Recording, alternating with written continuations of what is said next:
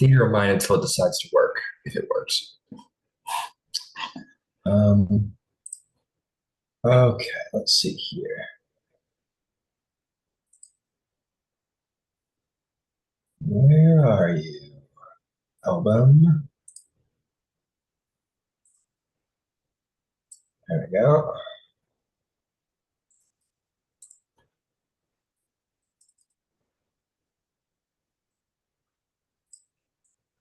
Okay.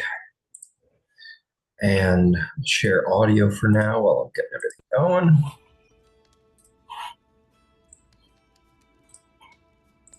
Welcome back. Welcome back. Let's hop to it. So, what did we get up to last session? If the computer will work with me here.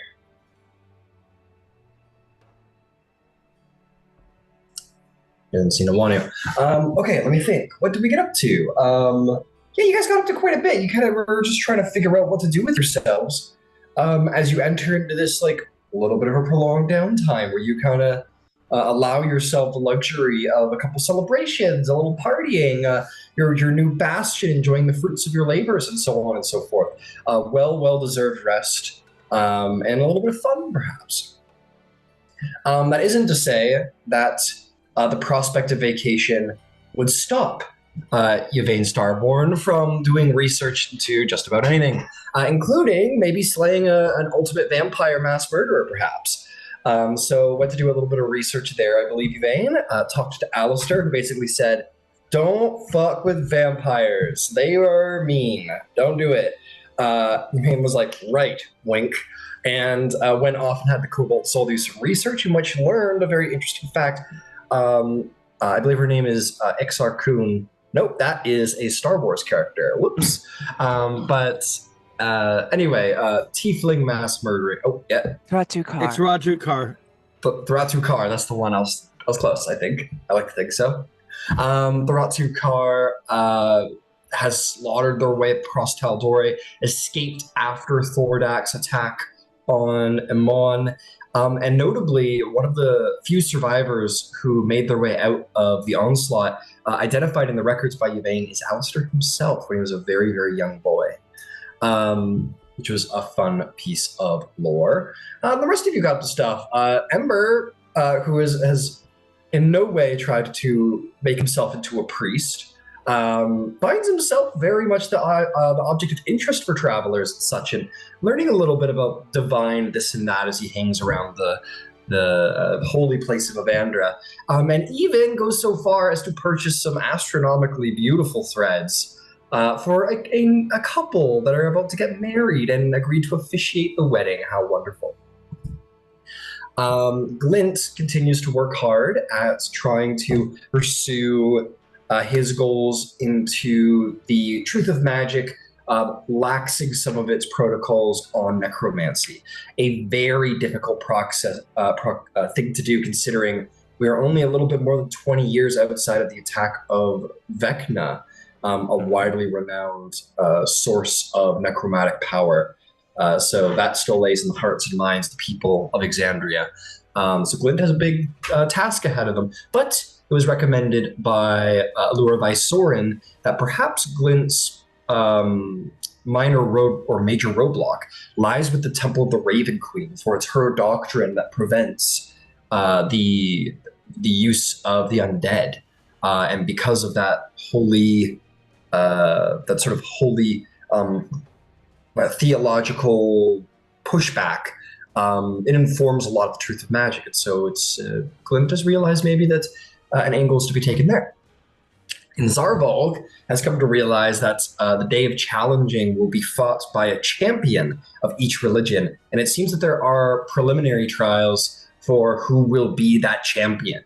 And Zarvolg, it seems, must face down his old sparring partner. I believe his name is Ragnar. So him and Cleve begin to train to see if Zarvolg can show himself to be the best of the Stormlord's offerings. And that is where we pick up today. And Cassie loves her cat. Or excuse me, Nyx loves their cat. And that's kind of where we are today. You guys have your bastion, and things are going on. And it's also worth noting the new Dawn Festival, the turning of the calendar year, is upon you. That celebration is coming very, very soon. So, uh, my good friends of TAC, what would you like to do? Oh, I had a question we can get out of the way early.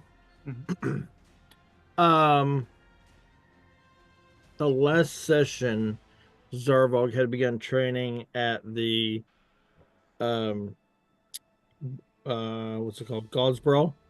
Yeah. And you'd mentioned that, there may be a bonus, some sort of mechanical bonus involved to represent that training. We also have the training room at the Bastion. Are Mm-hmm. those and that I would have to do a week before, which I believe we may be entering into that week. So I guess I need to know whether those bonuses are going to stack or if I need to give up one to use the other or whatever. I would say they stack. I would say Okay. your training with Cleve won't inform your training with the other trainer.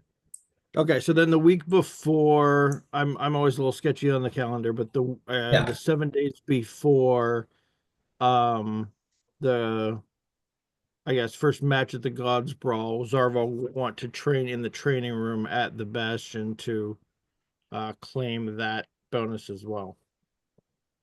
Understood. Understood. Got it. You got a couple. You're a couple days out. Because today, for the calendar's sake, um, is the 32nd of Dunscar, and the day of challenging champion competition is on the 7th of the next month. So you have a couple days ahead of you, but you have a very important thing to do tonight, which will be to enjoy the festivities, Yeah. and then return to your many labors. So let's get up to that. We already had our bastion turn, so we will proceed. Um, I'm going to just make sure everything's working over here. What time of day is the wedding?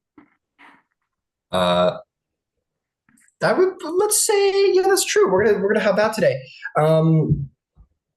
Oh, let's say it's gonna happen like the ceremony's gonna happen at dusk.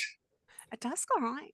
Yeah, so it's a big day. You guys all like Ember, especially. You wake up and you're like, okay, officiating a wedding, cool. And that is going to be part of today. And then the New Dawn Festival will be for you after the wedding's completion. Breakfast meeting? Well, there's something that Ember wants to get at early in the day. Now that I know the when, but is reasonably minor. Okay. I want to pick up 4 wands of pyrotechnics. It's a common. Yeah. Very nice. Very nice. Firework wand. Yeah. Yeah, Gilmore has them, no problem. We'll call them. I don't have it right in front of me, but let's just call them like they hear it's for a wedding. They're like, oh, it's for a wedding. Here, 20 gold each. We'll just give you a discount. 20 gold each. Sherry gives you a big discount.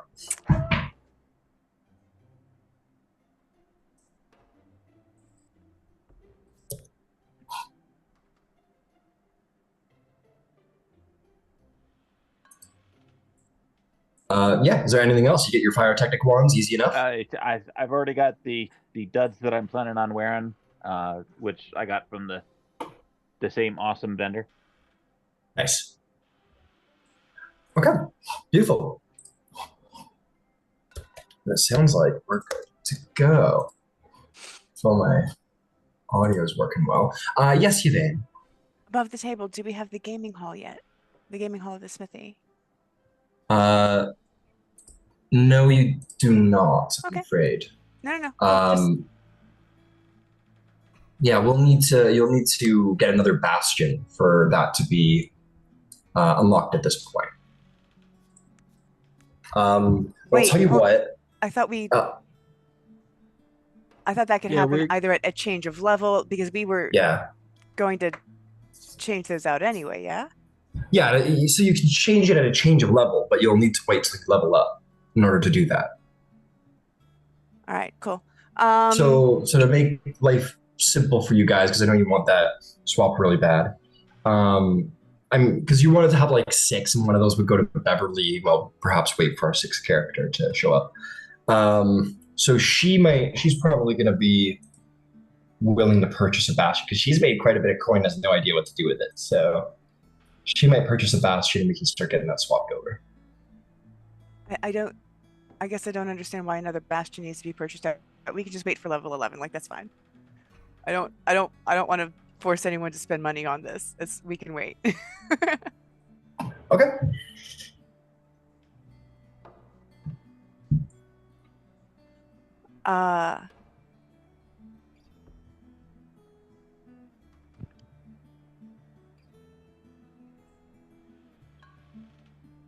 Okay, well, in which case, Yvain needs to go to the orphanage.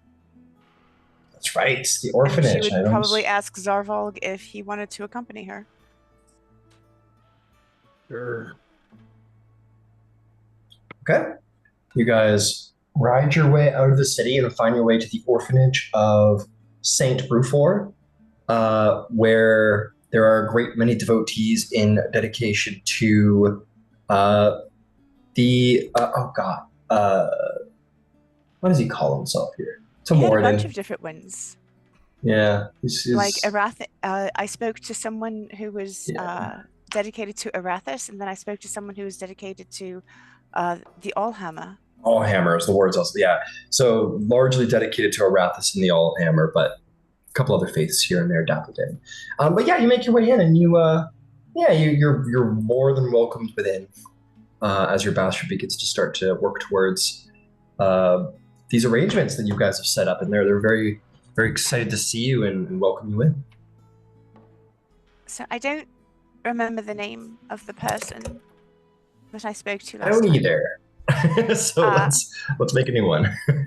Which is perfectly fine, but I will look for someone. They were supposed to give me a list of things that the orphanage was needing. Yes. And I was hoping Absolutely. to get a tour of the facility this day. Absolutely. What could they tell you? So yeah, while I'm figuring out your, we'll say it's like the sort of matron of the place. While I'm figuring out that person's identity, yes, a list is presented to you. We'll say that person's a little busy at the moment, and it's a number of things. There's a lot of carpentry work that needs to be done. They're like, oh, we've got a hole in the roof, and like this wall looks like it's going to come down, and there's a hole in this wall. One of the kids got angry, or we're playing with a ball. This window's been boarded up for a year, needs new pane. The new buckets, toys for the children. Maybe some educational material for the children, and like it starts at like most important to like most like it would be great. So like the educational materials is probably at the very bottom of the list. Toys are like just above that, and then like actual like to keep the place running, like construction stuff. They have like food and like put a little like bracket like, but you're already covering that. Thank you again. And it's like everything. They're like blankets, like new bedding. Like basically the idea they need a new orphanage is what you come to understand. Like the place works and it needs a lot of carpentry work, but like they need pretty much need like an upgrade on everything. How many children are they providing for? They are providing for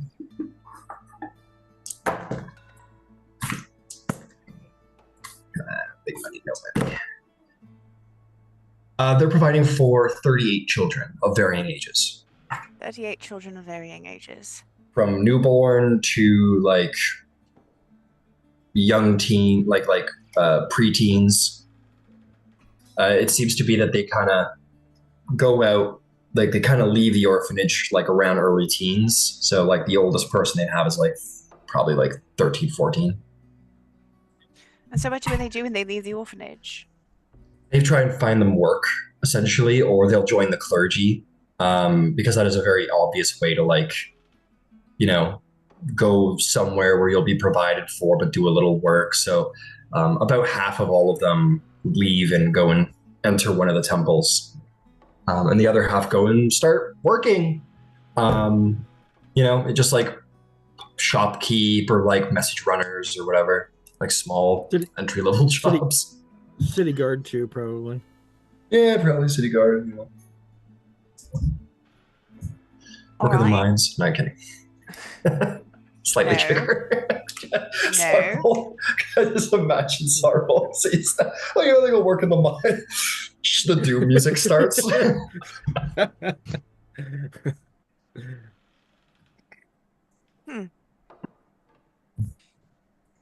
All right.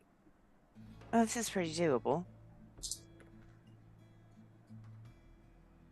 I'm just going to look at Zarvolgum and say, so yeah, thought we'd take care of the orphanage. What do you think? And he's probably only kind of half paying attention.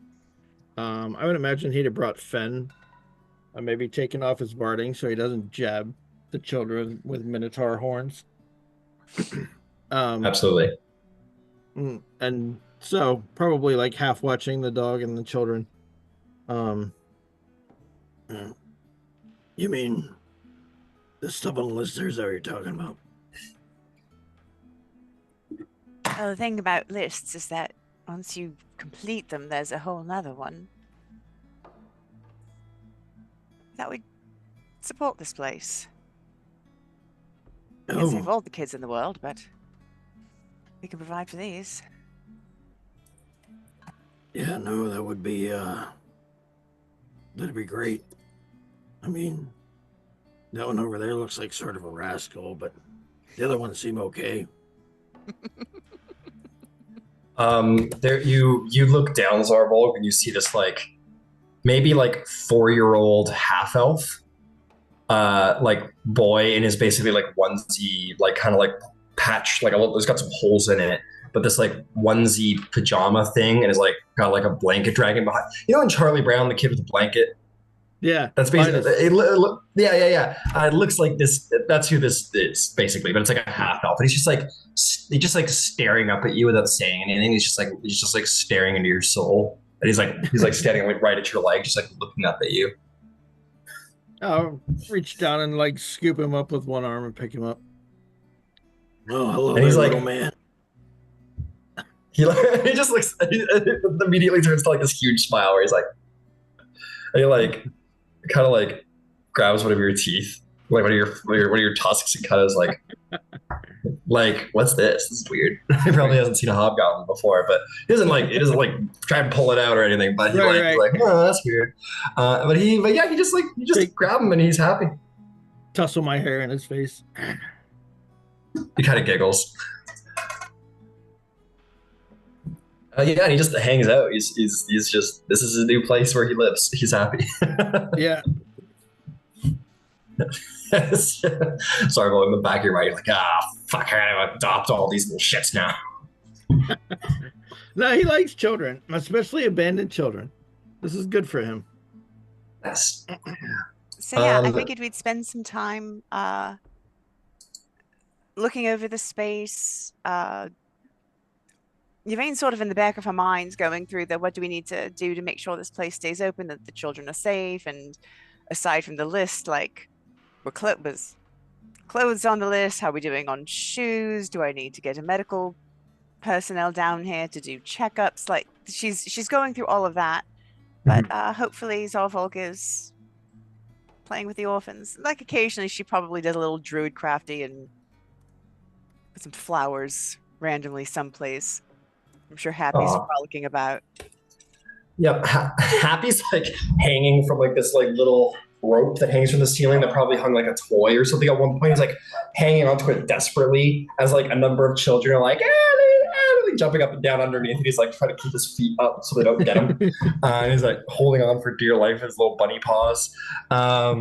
As they're trying to get, he like scrambles onto your like the top of your head, and these kids all gather around you, Yvain. They're like, "I'm with the unicorn rabbit," and they're all like, they think it's like they wanna pet it, and Happy's like trying to stay away. And now we're going to have a wonderful lesson on animal husbandry. And this is an Almirage, and we're going to talk about the Feywild and magic and charming and all sorts of wonderful things. Ooh, you're like sort of like through some dozen children around you. At this point, you will see the head woman here, shall we say, the matroness, sort of approach who you haven't met before. We'll say she was busy last session, but she comes up to you and immediately sort of like takes your hand. She is in like a very humble priest's robe, very modest, but nonetheless there's a priestliness to it, maybe a monkliness to it. She does have a symbol of Arathis, and she is an elven. She is a very beautiful, graceful elven woman. And she says, thank you. I have to say thank you. I'm Keeper Oladov, and I wanted to give you my personal thank yous. The food is an incredible relief for the children. Some of them have a little, not quite enough between their skin and bones. I've noticed. It's all right. Something we can't deal with. So I thank you for the list. I hope you don't mind. I've made some extra notes. I don't know that we'll be able to tackle everything immediately, but I think we'll be able to get through quite a bit of it. It's an exceptionally long list. I honestly, they shouldn't have given you such a long list. It's too much to put on a person. It's quite perfect, actually. Do you find you have enough staff? I noticed that educational toys were way on the bottom.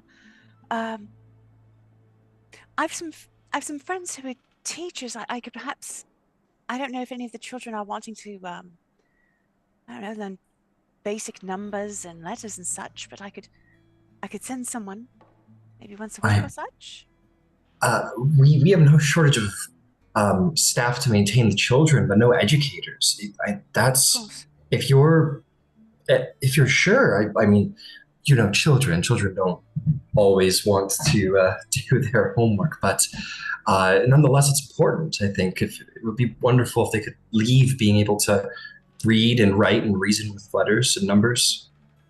Even if it's just basic things, and of course finding their aptitude. I know that a number of them go into clerical professions, but the world needs blacksmiths and farriers and carpenters as well. And many of us are followers of the Allhammer, so we try and we do what we can to try and set up apprenticeships for trades if we can. But it's difficult when a young one has never touched a hammer before. But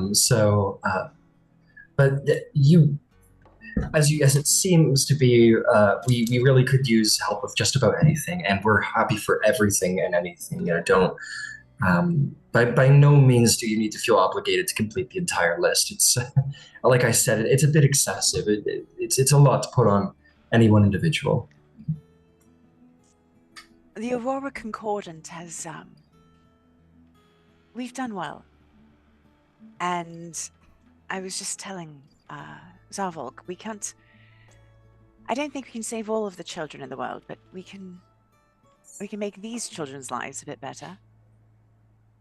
This is no great thing for us. Okay, well, thank you. And then she'll go through talking to you about it, and honestly, at the end of the day, like it's not like, for the amount of wealth that you guys have come to procure, it's not like too expensive. At the end of the day, for like blankets and clothes and like, as you're already providing food and like carpentry repairs, like I'll tell you what, I'll just leave like a gold like level value that you can try and accommodate for as you wish. I will say, if you wanted to provide 50 gold, we'll say that gets like the place ship shape, and that's like basic necessities. That's like no more holes in the roof. That's like every kid gets one set of fresh clothes, or not even fresh clothing, maybe like secondhand clothing, but nothing with holes in it, and repair some of the broken it just gets the basics out of the way and like gets the place like looking really good. If you wanted to put 100 gold in, they're doing a lot better, and it's going to help the place run in a longevity kind of way, like reinforcing the walls properly, like having a proper, not just patch job. The kids are in like first-hand clothing. Maybe they have like 2 or 3 outfits. Nicer places. Yeah, lots of toys, reading materials, educational materials. 100 gold will like cover them solid and then some. Like it'll cover their wants and needs. The 50 will just cover their needs, if that makes sense. Right, so that's 100 is fine. Excellent. Done. Easy. I will take that out of my gold now. Yeah, and they're more than happy to organize it. So if you want to just hand them 100 gold, they're like, that go away now. You're incredible, and they will happily make the arrangements. So if you wanted to donate 100 gold, you certainly can. Done. And the keeper will say, "This is. Are you certain this is a remarkable donation?" There are 38 young lives here that are here, I assume, because of some sort of tragedy. It's a pretty small amount to make sure children are fed and educated. It may take me a few weeks to arrange for a tutor to come in. Please take all the time you need. This is and she's like welling up, and she's like, this is an incredible donation. This will change these children's lives. Thank you. Good. Well, I imagine she's going to kind of look for Zarvolg, and assuming he's surrounded, knee deep in children. I think Fenn's just laying there like this next to Zarvolg, and there's like 4 2 to 3-year-olds just like laying across his back, like, "Hey, the dog, the big dog," and Fenn's just like laying there, being very good about it. We are often gone, but I think when we're in town, we'll stop by somewhat frequently. I think it does everyone good to frolic about. I like it here. Wonderful. Well, we're gonna. You're welcome anytime, and we might have to rename the place after you all. That's mostly a joke. I'm sorry to say that we want to appreciate our saints, but we're gonna have to do something in your honor. Thank you. Honestly, it's completely unnecessary. It's an honor to serve. We'll be back, but enjoy your new year. Enjoy the new dawn. Thank you. And you'll leave, and the children are all like, bye at the door as you guys leave, and they'll go roll around in the mud a little bit as you guys are leaving. They'll play outside. And you guys can head out of and it is gated. Like, they don't want children running off.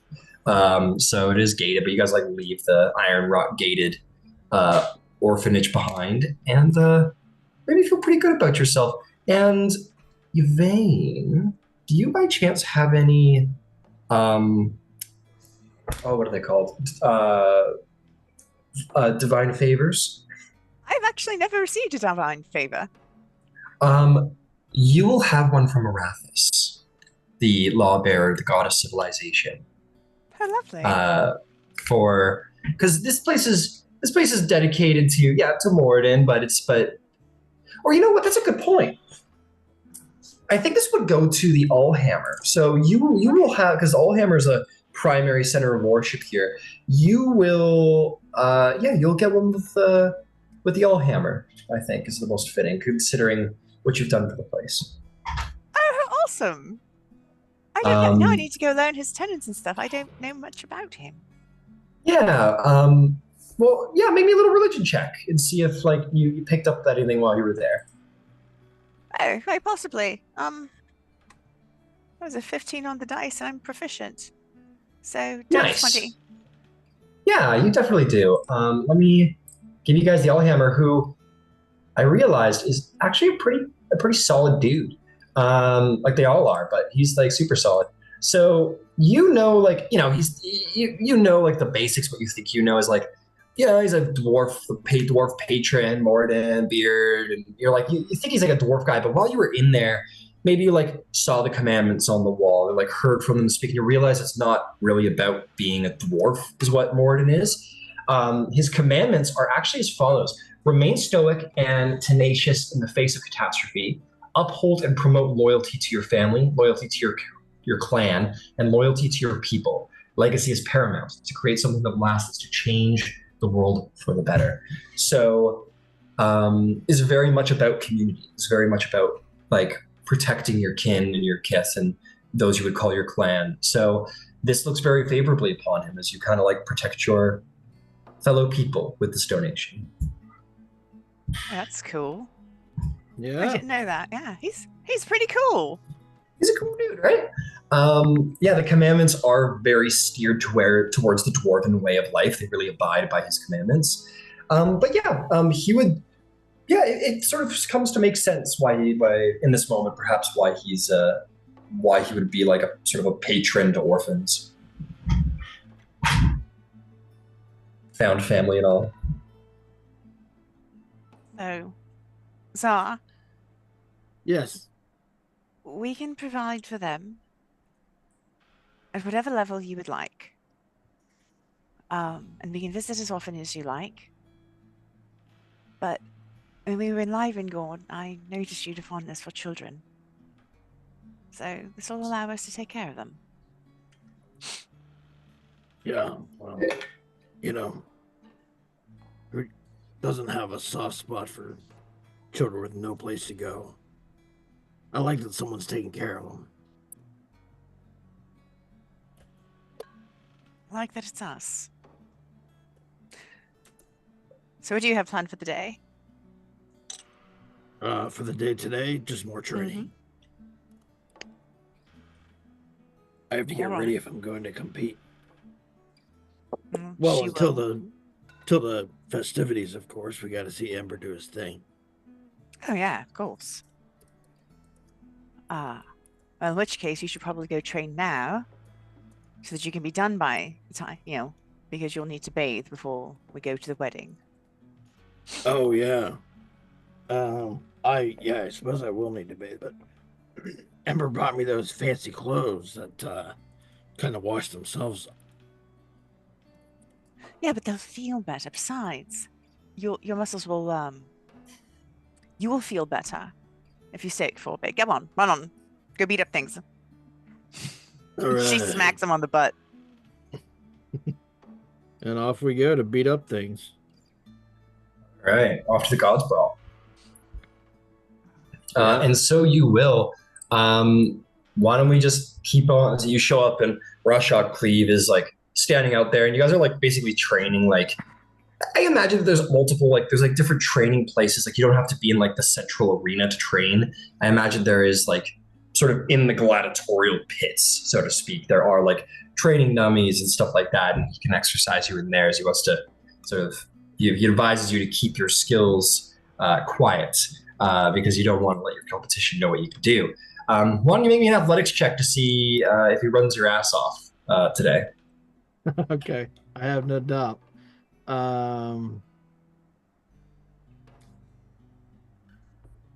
23. 23. You're keeping up. You're like every time you're like working really hard with the blade, and he works you pretty hard with like the actual training, and then when you're just, and he's always done this, you kind of hate him for it, but he's always done this. You like, when you get to like the end of your like ability to keep going, you're just exhausted. He goes, okay, run 2 laps now around the arena, and then you can have a water break. And you're like, the fuck?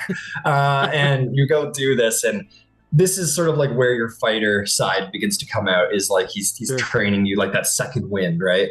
Right. In the action search and all, like to push yourself past your limits. So every time you make like an error with the blade, he tells you to go run 2 laps, and it's not as bad as it used to be. You're getting very used to the pangs of running. Right. So, but you do very good, and you're well on your way to gaining that additional bonus. Fantastic. why don't we check in with Glint and or Ember if you guys had any. Well, Ember, you already said you got your stuff done you wanted to do before the Yep. actual ceremony. So, Glint, is there anything you wanted to do before this wedding kicks off? In terms of relating to the wedding itself specifically, Whatever you want to do. World is your oyster. on a different note, Glint would want to see, is there a temple to the Raven Queen in Amon? There sure is, yeah. Glint's gonna go visit it. Beauty. All right. Did I prop one in here somewhere? Yeah, I did. Okay, you make your way over to Temple of the Raven Queen here.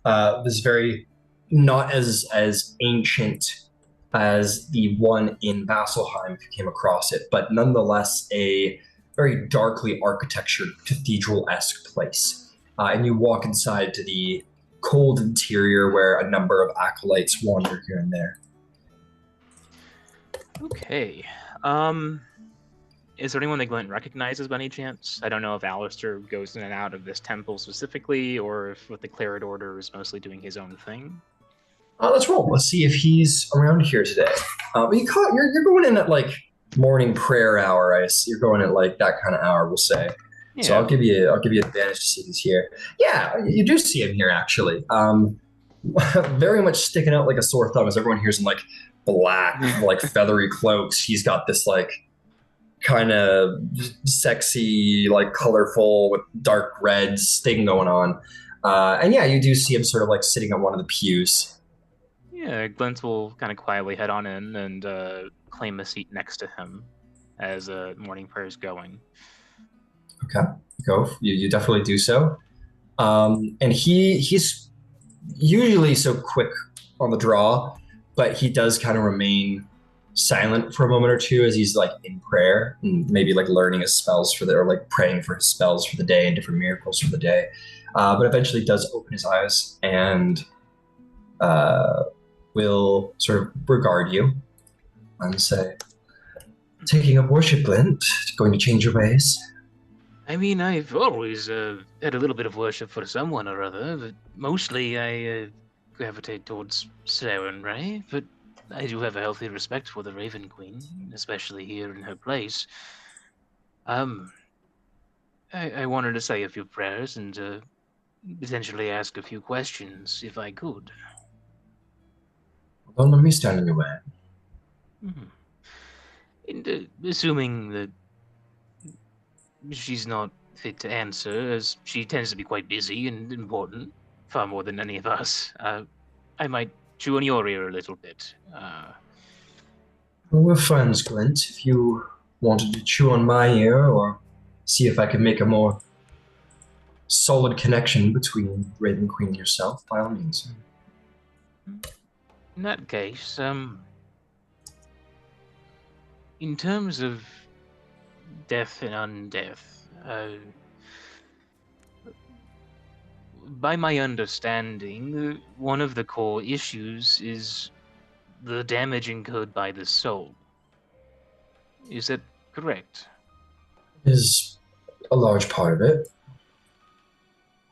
So, I'm not a holy caster by any means, but there are spells to bring back the dead in a more healthy way, to raise them if they've fallen in battle, and to usher their soul back from beyond the veil, and house them back in their material body.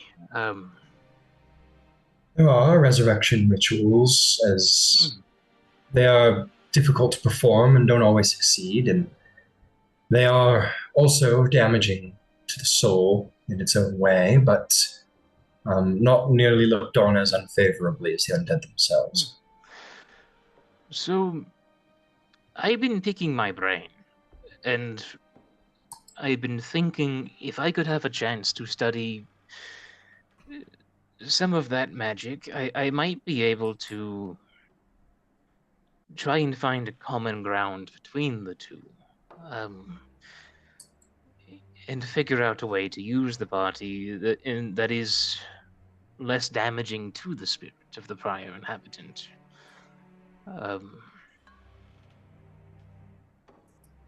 Would that be something worth studying, do you think?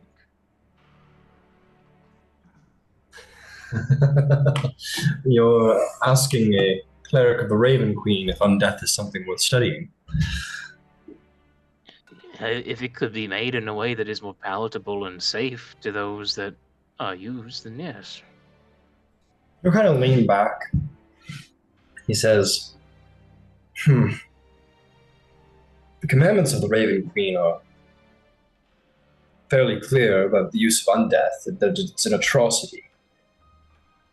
I imagine that if that was to change, you'd have to change religious doctrine itself. You'd have to find a very, very, very compelling solution, compelling enough for the goddess herself, to make this happen.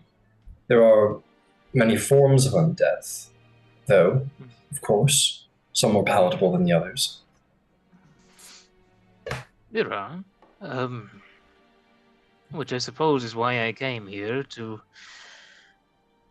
see if I could find some wisdom, either from on high or from those here. And that maybe part of the issue is not just in the end result, but in the castings themselves, in the process. And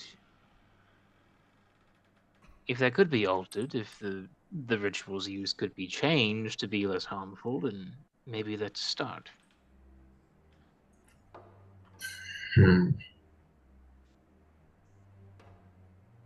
It's well, I don't need to tell you about how dangerous path it is to walk.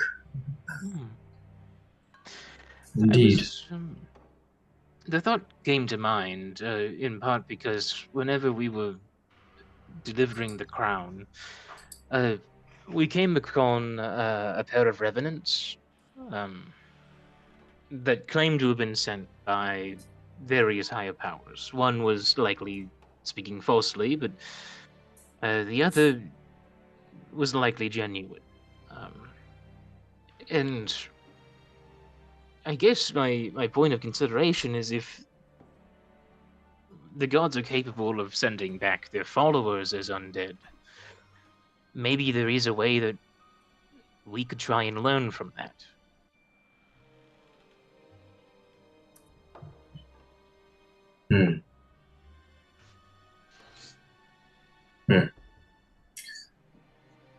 Well, he'll kind of like lean back like he's about to get into it, and he'll say, well, you will perhaps notice, Clint, that you are alive. I am. And as far as I've noticed, the type of undead that you utilize are of the more basic variety, mindless skeletons and such, yes? Correct. While all undeath is an atrocity in the eyes of the Raven Queen, there are some that are more atrocious than others, as you can imagine. There are undead spellcasters who are particularly profane, as liches. We've already spoken of vampires and many, many more, but souls bound to undeath, to be specific. When the soul is bound to the source of undeath, when their string of fate has been elongated past their natural span due to undeath. These are the things that the Raven Queen mostly detests. Her hatred of undeath stems from a wish to ensure the natural passage into death. And undeath so often is used by those seeking to prolong their lives in unnatural ways. So it is the vampires, liches, other creatures of this nature, ghosts, their souls have been twisted from their rightful passage into the afterlife. And that is the true atrocity. So your skeletons you summon, we think of them as sort of gateway spells to more hazardous ends that we do indeed stand against. So, as I previously noted, you are quite alive and not condemned. There are some here and there in the clergy who may know of necromancers of such potency, but we all have to pick and choose our priorities. In that case, and I understand wholly, I likewise have a similar revulsion, albeit an academical interest, but in vampires and liches, but I would fight them as readily as you or any of them here. But the laws of magic are a blanket ban on all acts of raising the dead, on most acts of necromancy. And by my understanding, much of that ends up being out of fear of conflict with your church and temple. I admit I don't. I know a great deal of the Raven.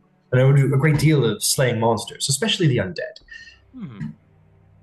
Other than theological politics, I don't really follow it much. I do know that I do follow what you're saying. Yes, I believe the truth of magic does have some basis off of the faith of the Raven Queen, but I don't know much more than that. So, perhaps, if I can continue my research and do what I do for good ends and not delve into the deeper sides of more twisted, reviling acts, then maybe at some point you could help me speak with some members of the arcane community or some members of the higher religious orders of your community to speak about some addendums and actually more correctly alter the laws of magic in ways that are not so draconian. While keeping true to the spirit of what the Raven Queen abhors. I have to ask, Glint, why do you pursue this with such vigor? I've never asked you.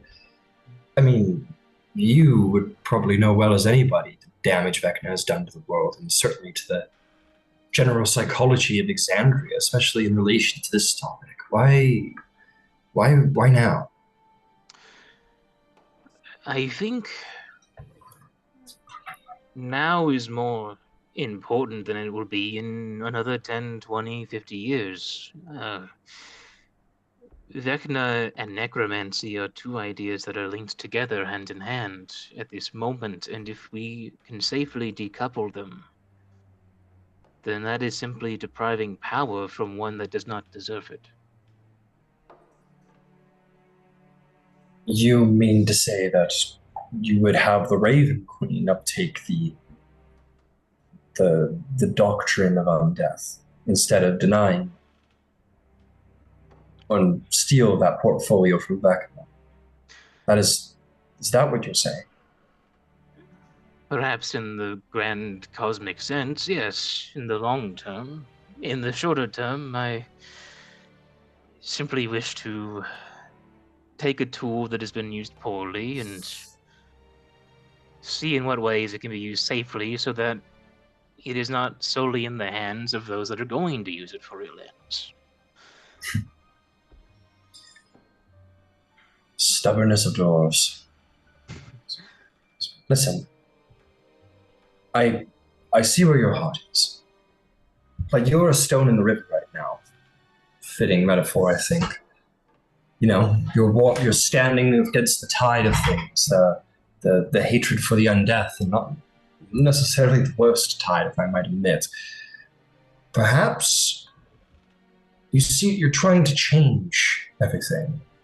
Perhaps it's best to allow yourself to flow downriver a little bit, to understand the way things are and try and work within the way things are, rather than break the rules, try and gently bend them.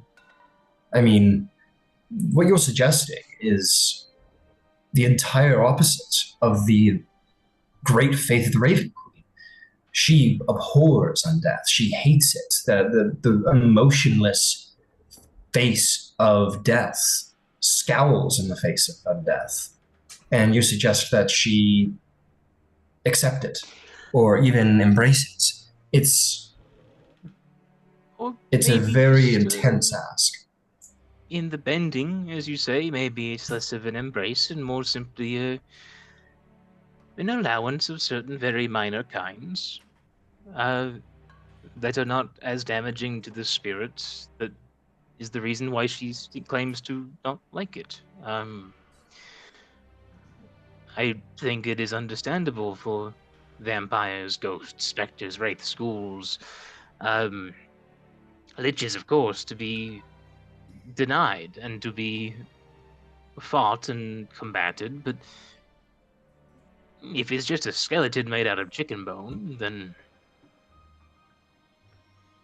I don't think that's really causing ecological havoc on the afterlife, is it? And if it is, then what can I do to fix it? Well, your heart's in a good place. You're going to need to do a lot of proving to people, to the church, to the Raven Queen herself, if you mean to change divine doctrine, commandments that have been laid down since before the age of Arcana. Which is, I suppose, why I was hoping to pick your brain about a chance to experience some examples of more divine necromancy, raising the dead, or simply more curative magics, and study the differences in process, and see what I can do to adjust my own course. Make a persuasion check. Alrighty. And since Gwent did get inspiration from that short rest in the workshop, I'm going to use that for advantage. Yeah. That's a 17. 17. He says, I don't know how much it'll help, but you are the expert in these things. I will, if you wish to learn more, I would be happy to teach. Thank you. It, at the very least, it will help me incalculably in measures academic.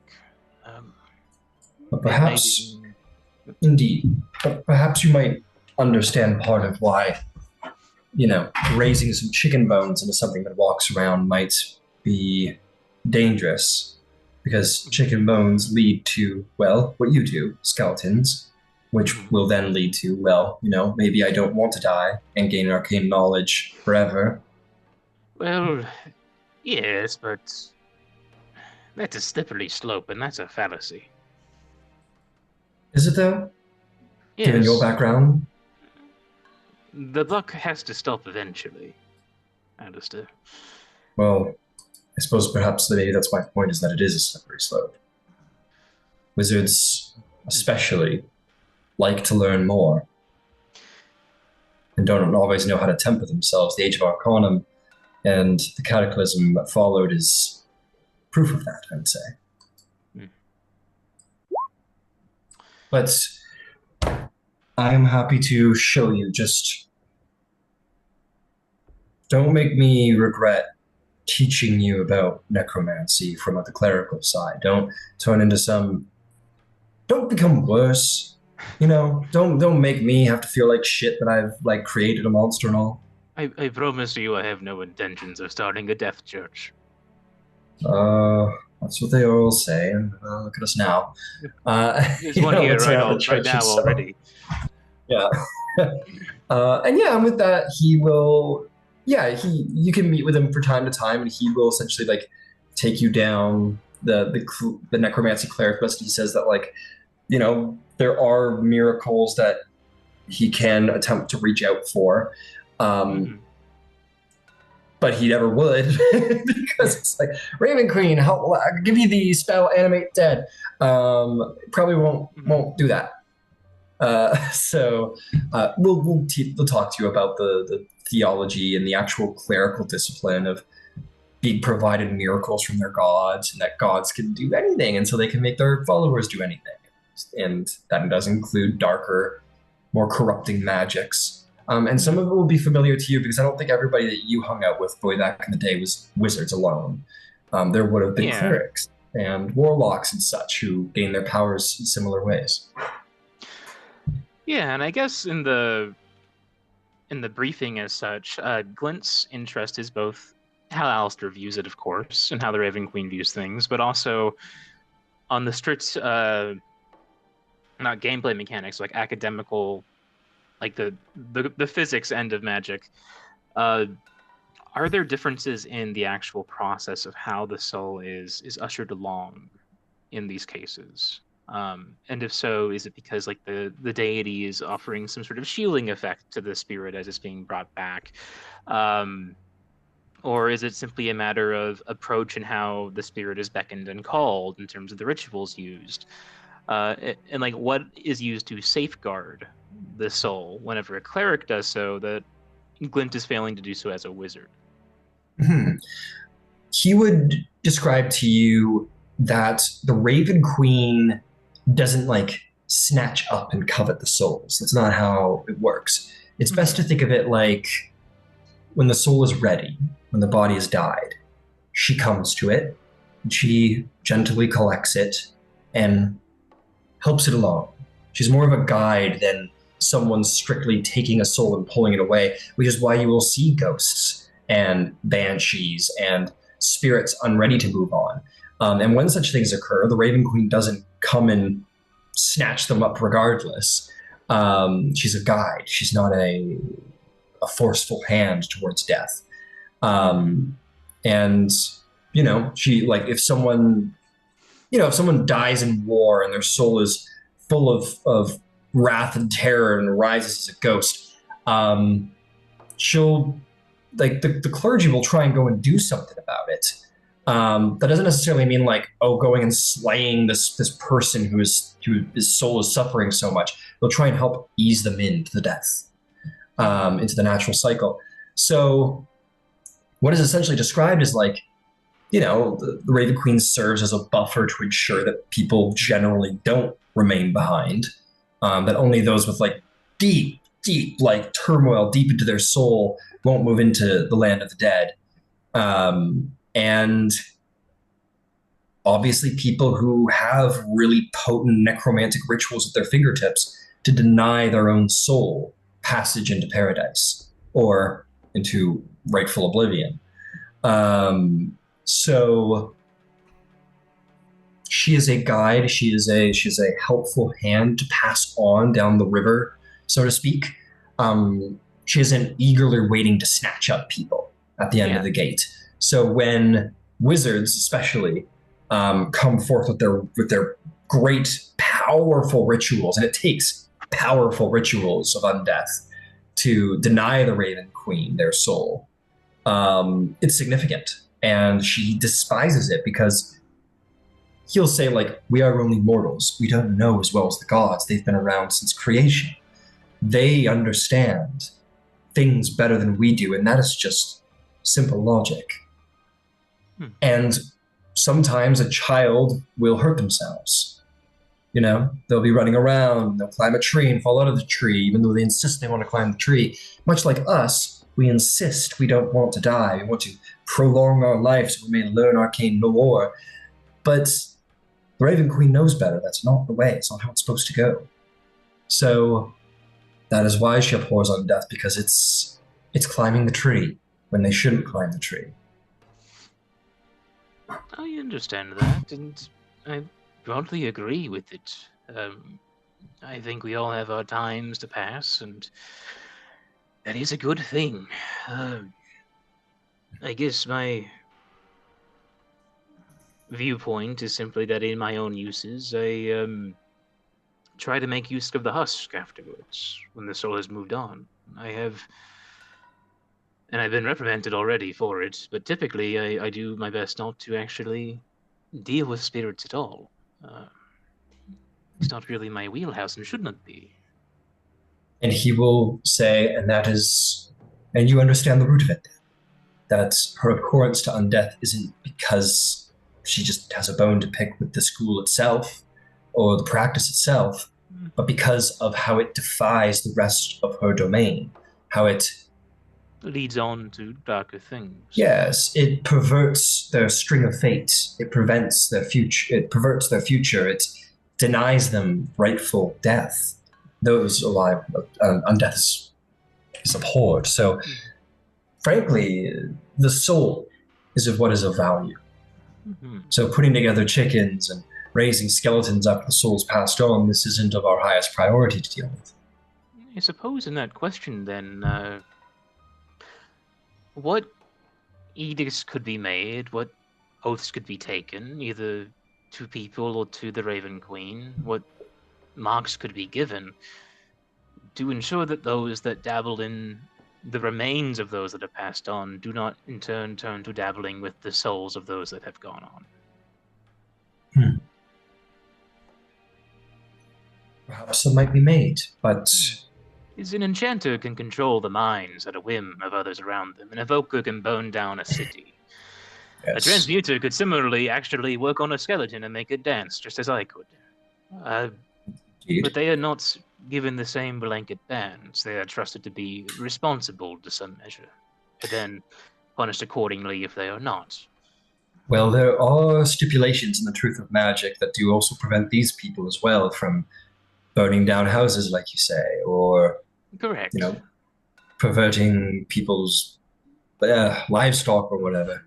But it does not stop me from opening up my book, and he'll do so and flip through and show the page for Fireball. And preparing this in the morning. Oh, it's just Fireball. He goes, indeed. Well, you have a long path ahead of you, my friends. If you mean to ensure that these edicts are changed within the Truth of Magic and the Raven Queen's own feelings upon things, you're going to need pull. There's something that a lot of people don't really understand is that churches are indeed very political. They are about as political places as any government, and you're trying to change too. You're trying to change a well marked down ancient commandment and a set of laws set down by great wizards. You have some minds to change, and you're going to need some influence to do so. I do. If I was... I am Claret Order. I can't help you too much. I'm largely frowned upon, even by my own church. Well, here's to being black sheep then, but if I was trying to gain the ear of the church as a whole, who would you recommend I go to? Or simply, should I try and speak through my actions and appeal to all of them that way? Perhaps both. You can, in any major city, seek out the leaders of those churches, and those leaders of churches often need aid. Perhaps if you were to go to one of the leaders of the temples here, and they send you on a quest to destroy a vampire or something, you might try and use your powers to prove to them that the good of the Raven Queen can be done through the doctrine of necromancy, or I don't know. I'm not a politician. I'm not. I suppose I'm a cleric, so I guess in a way I kind of am a philosopher, whether I like it or not. But I'm not political so much. I kill things. I'm a monster hunter. You do it very well. Well, thank you. If I might ask, and this is the last intrusive question, does the Raven Queen guide on all of the deceased? Is she present for most of our souls, and we make that final passage when we are ready to go on? Each and every soul. She takes us to where we belong. If you were an ardent worshiper, you are an ardent worshiper of Sarenrae, then when you die, and you will die, as we all do, she will caress your soul in her talons, and she will guide you on to her realm, and there you will reside and be at peace and walk alongside your god. That is what she'll do for you, but if you decide to use undeath for evil measure and you die, perhaps she will take your soul to the abyss to be forever tormented as a demon of the prince of undeath, and she takes the soul where it belongs, for what it did in life. I see. It's a comforting thought. Not the torture and torment part, but Well, the torture and torment is only for those of truly evil spirits. Not to fear for you, I think, for now, dwarf. for now, I'm sure it won't come to that. I like to think I have good intentions on all this. I'm gambling on the stubborn nature of dwarves and hoping that the legendary hard-headedness of your people keeps you from, shall we say, regressing. Every day's progress. I think I'll be all right. Well, thank you. I wasn't meaning to blunder into your prayers, but I find the process and the faith here very comforting in its own way, believe it or not. And I appreciate your time. It's quite all right. And despite what you do, it doesn't mean that you can't have faith here as well. Raven Queen is... she can be worshipped by any, even you, Glint. And it doesn't mean that you can't worship Saturday at the same time. That's true. I'll say a few prayers before I go. Whereas me, I have done quite a deal of work on her behalf today, I think, and I have a couple of meetings to get to, so I will leave you tonight, Glint. Well, you have a fine rest of your day, as well as it can be, suffering through meetings. Right. Yes. Well, remember, let me know before you decide to head north and go hunt some stalker of the night up near Fort Daxio. Let me know before you go. I will. You have my word. He will nod, and he will take his leave. Alrighty. And Fantastic. Glint will linger in the pew a while and say a few small prayers. His mind is mostly lingering on what he's been taught and kind of gone over today, but he does want to pay due deference to the Raven Queen. Okay. Is there anything that Glint would put into his prayer, his sort of internal speech, his internal communion? Thank you for suffering my rambling presence in your halls. I understand that I am still speaking on territories that you are not fond of, that you abhor, and that you allow me to do so is an act of patience and kindness. I hope that in time I'm able to produce something of value to you and your doctrine, and to help change the practice that I spent so long learning. Excellent. You pray with great respect and deference, and the Raven Queen sees that, and faith is rewarded. You will be able to cast the Protection from Evil and Good spell. You have one charge of it for the next day. Oh, very cool. All right, fantastic. And with that, I'm going to say all of you corral back to your wonderful bastion. That does come equipped with like a bath somewhere to, get cleaned up and whatever. You can all don your finest clothes and prepare to go to a cool freaking wedding. Which has me ask Ember,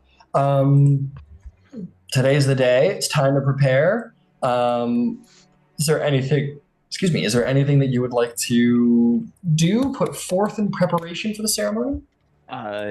Well, for preparatory purposes, I'm assuming that I can get one of those coin tokens for Avandra. Yeah. Awesome. Yeah, one of her like little warship. Yeah, no problem. And I want to give the wands out to Yvain, Glint, Darvog, and Bev, Nice. assuming that they're all coming to the wedding. They will come, or I mean, at least Beverly will. With the objective of when we get to the end of the ceremony, just kind of point these in the air. This is the key word. Okay, don't know what it does, but sure. Very cool. Amazing. So we will come to the ceremony. Let me put on something a little less drab.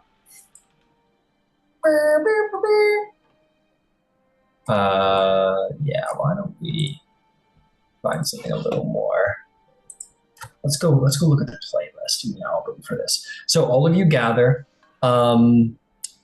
It's not a humongous ceremony of people. There isn't like dozens and dozens and dozens of people. Like these guys are popular, but not that popular. There's maybe like, I mean, it's a decent turnout. There's maybe like 4 to 6 dozen people there, who seem to be like a part, like, you gotta kind of pick through. It's a little bit of an informal ceremony. It's not like in a big church or anything. There are some like seats that are brought out for family members, and a couple people who are just interested to see or worshipers of the Changebringer kind of like stay a ways back to witness the ceremony from afar. Just interested to see what happens here today. And but like a turnout of about 4 to 6 dozen individuals find themselves sort of in the pews or the chairs. There's no pews here. This is sort of the crossroads. It's their temple of Valder here.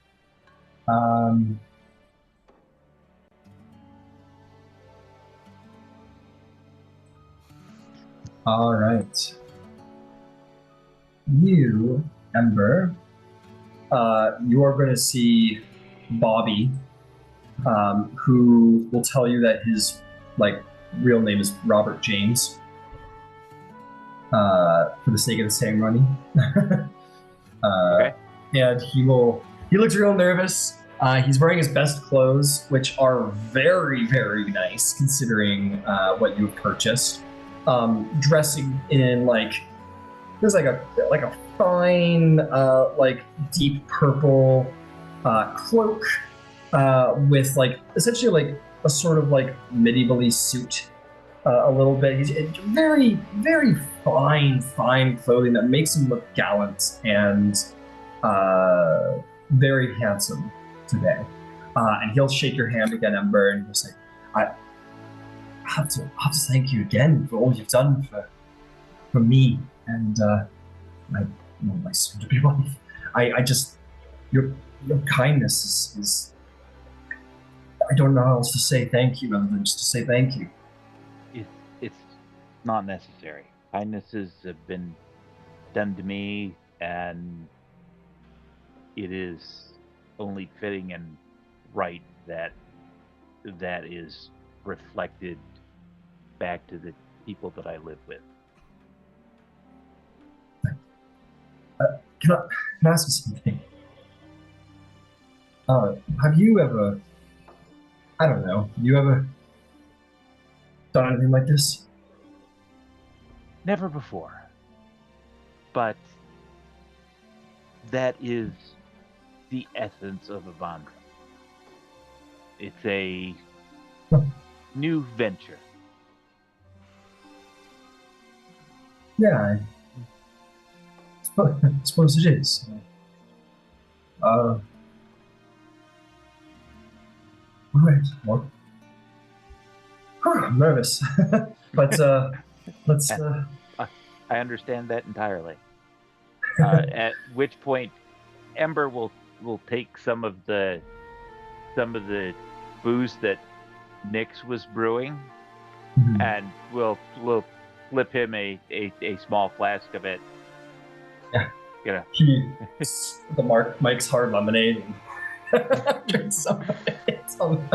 Nah, it's all good. But yeah, he'll definitely he's like, oh, that's really good. Thank you. Give it back. And in that moment, all will rise, and a number of bards are playing off to the side, people who are probably friends of Robert. And you're gonna see like coming down with sort of arm linked with an older man who you assume is her father. You see Jane, who is dressed in this like gorgeous yellow dress, beautiful, beautiful wedding dress of the ceremonies of the Changebringer. In true design, there's like little dapplings of like gold coins that kind of decorate her dress, or at least not coins so much, but almost like gold tokens that are sort of form like a mesh down the side of her dress. And she looked beautiful in no small part to the dress, very flattering. She walks down up to the altar in which she's given on to the next journey of her life from one man to the next. And Robert takes her to before you here at the crossroads, Ember. I think the ceremony fittingly would be she walks down the one road to the crossroads, is handed off to her husband-to-be, and once the ceremony concludes, they continue to walk down the road onto the next journey. But in the meantime, there's things that must be said to complete the ceremony, and would you be so kind as to do so? Absolutely. And once everybody is there and kind of paying attention, Ember is going to rise about 4 feet into the air. Because a while ago he got the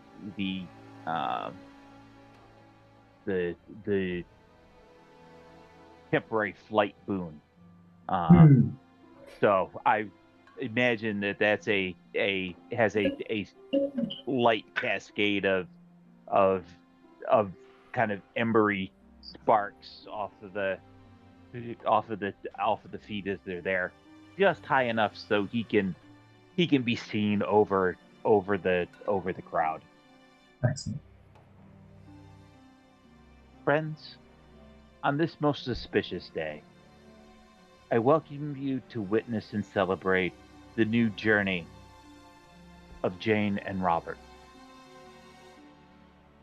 As the new year blossoms with opportunity, know that Evandra smiles on each of you this day.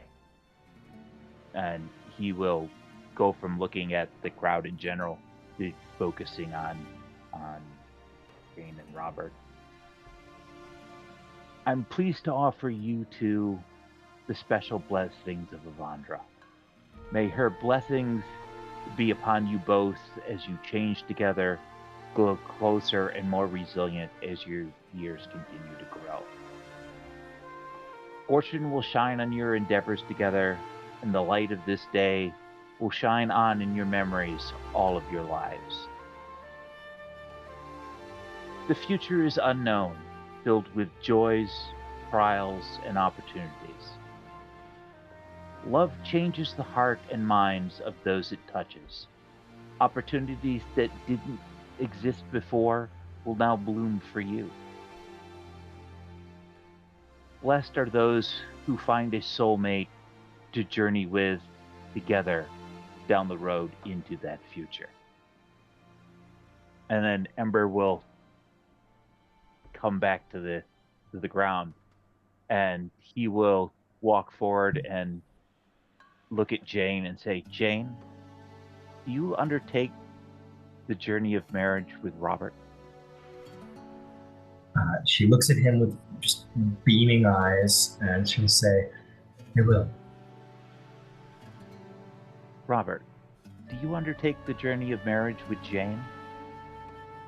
He looks down at her proudly. He's like, tears are just streaking down his face. He's like losing it, but like in a very happy way. And he says, I will. I definitely will. I reach out and take the hands that they're not holding each other with. Yeah. And I turn them to face one another, and I place the token of Evandra into that newly held hand as I press those two palms together.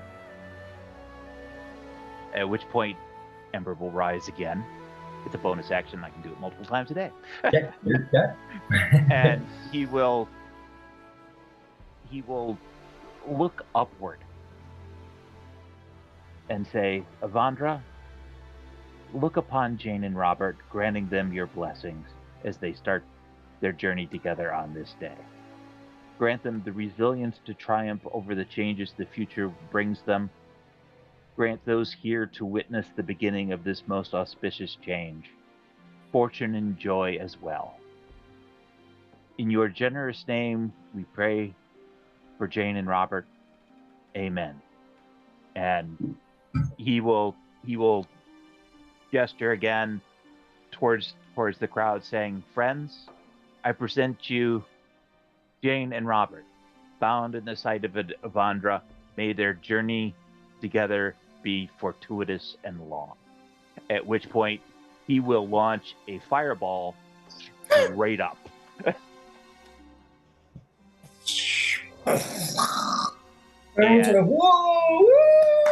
And there are basically 4 fireworks wands that are just going to go off. Yep. Buckley's like, she says it and it like explodes out of her head. She's like, whoa! And I assume all of you guys do as well. Yeah. Exploding in the air. They look up into the sky with like awe, and well, everyone looks up into the sky with like awe. It's like, whoa! But the only 2 people who aren't looking up are Jane and Robert, as they just like look at each other with like a deep sense of love. And they, if that is the end of, I assume that's the end of the ceremony. They will sort of turn with that hand with the token of Avandra between it, still holding that hand together, and they will walk past the ceremony space and down the road to begin the new journey of marriage. And everyone sort of, and there's some people who are just like, oh God, I'll never find love. And then other people are like, right now, my God, this is so. And then they're like, people are whooping and hollering, and fireworks are going off. And once they make their way a couple steps down the road. Robert takes up his new wife in his hands, and he tips her over, and they share a beautiful, passionate kiss in the fireworks here at dusk. And people are just celebrating, and people kind of like go running down a couple people will start walking down the road to surround the new couple and kind of share and be one with them in this moment. And there's a deep applause and celebration, and then that's the ceremony, and your ceremony spell will conclude with that, and the spell will go off. And Robert and Jean will be under the influence of marriage ceremony for the next couple days. And as you're all part of the celebrations, I imagine Nyx is there like handing out drinks, handing out some of her hard lemonade. People applaud, and there's going to be a bit of like almost like a little bit of like a street party here, which is fine. That's what happens with the Vampire marriages. You guys are all obviously there in the part of the celebration. And at a certain point, Jane and Robert will come to you, and Jane will like give you a hug, Ember, and give you like a kiss on the cheek. And she'll say, "That was such a beautiful ceremony. Thank you. Avandra truly blessed us when he put you on our path. Thank you." You are very welcome, and I wish the best of fortune to you both. And Ember will press into each of their hands 10 platinum pieces each. Oh my God. Oh boy, yeah, they will. They're like, Jane's like, oh my, Ember, this is too much. And then Robert says, or Bobby, I guess, will say, Jane, honey, I think we're learning well enough now that Mr. Ember can't be dissuaded from such kindness, even if we beg him to. And she will sort of nod at him, and Robert's gonna like, he gives you the handshake, and then he like comes in, overwhelmed, and gives you a big hug, and he says, "Thank you, you've changed." We may be getting married today, but I can't help but feel like you're the crossroads that we needed to bump into. So thank you for everything you've done for us. It is clear that this was the change that needed to be. Robert says, I can't argue with that. And he sort of has her by the hip, and she laughs, and they kiss very sweetly. And yeah, and a little bit more of a celebration will commence, where it becomes a bit more free form, and the sort of loved ones and close friends of Robert and Jane will kind of they'll begin to sort of that little mob will begin to sort of move through the city here, yeah, you guys kind of maybe fall back, not being a part of that sort of inner circle. You're of course welcome, Ember, and any friends you wanted to bring along, if you wanted to be a part of that, the close friends and family. But you will notice that at the conclusion of the ceremony, almost marking the beginning, people have come out of their houses, and the celebrations of the New Dawn Festival are rapidly approaching, as this is definitely a Thanksgiving style holiday, or a New Year's style holiday, where a lot of the events happen in the late hours of the evening. So on this day of the Changebringer, the New Dawn, people begin to come out of their homes to celebrate Avandra. But all of you find yourself standing at this crossroads for a moment. And it is worth, of course, saying, Ember, that you have gained a divine favor with Avandra for your service to these young faithfuls. Yay! Oh yeah. God knows that'll come in handy at some point. Yeah. Changebringer, please change the path of my enemies before I kill them all. Something like that. Before I'm forced to reduce these people to ash and dust. God, give them a different option. Let them change their ways before I incinerate them.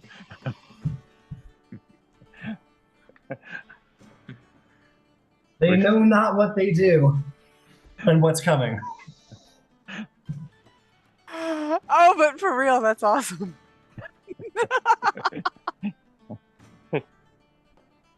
It's very Baptist. It's very Baptist. I'm gonna make a church again. These damn fools don't know what they up to. Oh God, I'm having religious trauma flashbacks. Yeah, that's hysterical. Okay.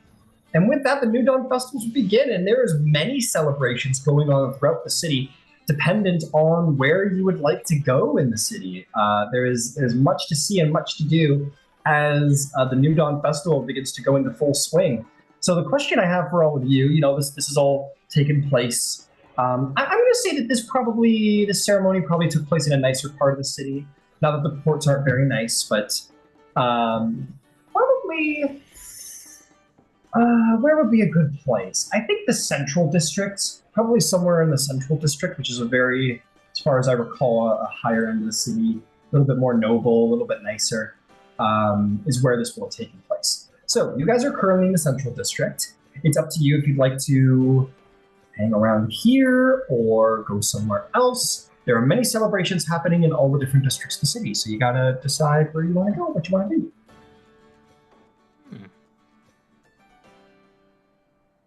I put the map up on the 20 if anyone wants to reference the... Our artisans... All right, sorry, you just answer that question. Map on... There's also should be a handout for that map somewhere in the handouts, but nonetheless, the main page is open there, so if you just drag it to the right, the map is on the wolf money.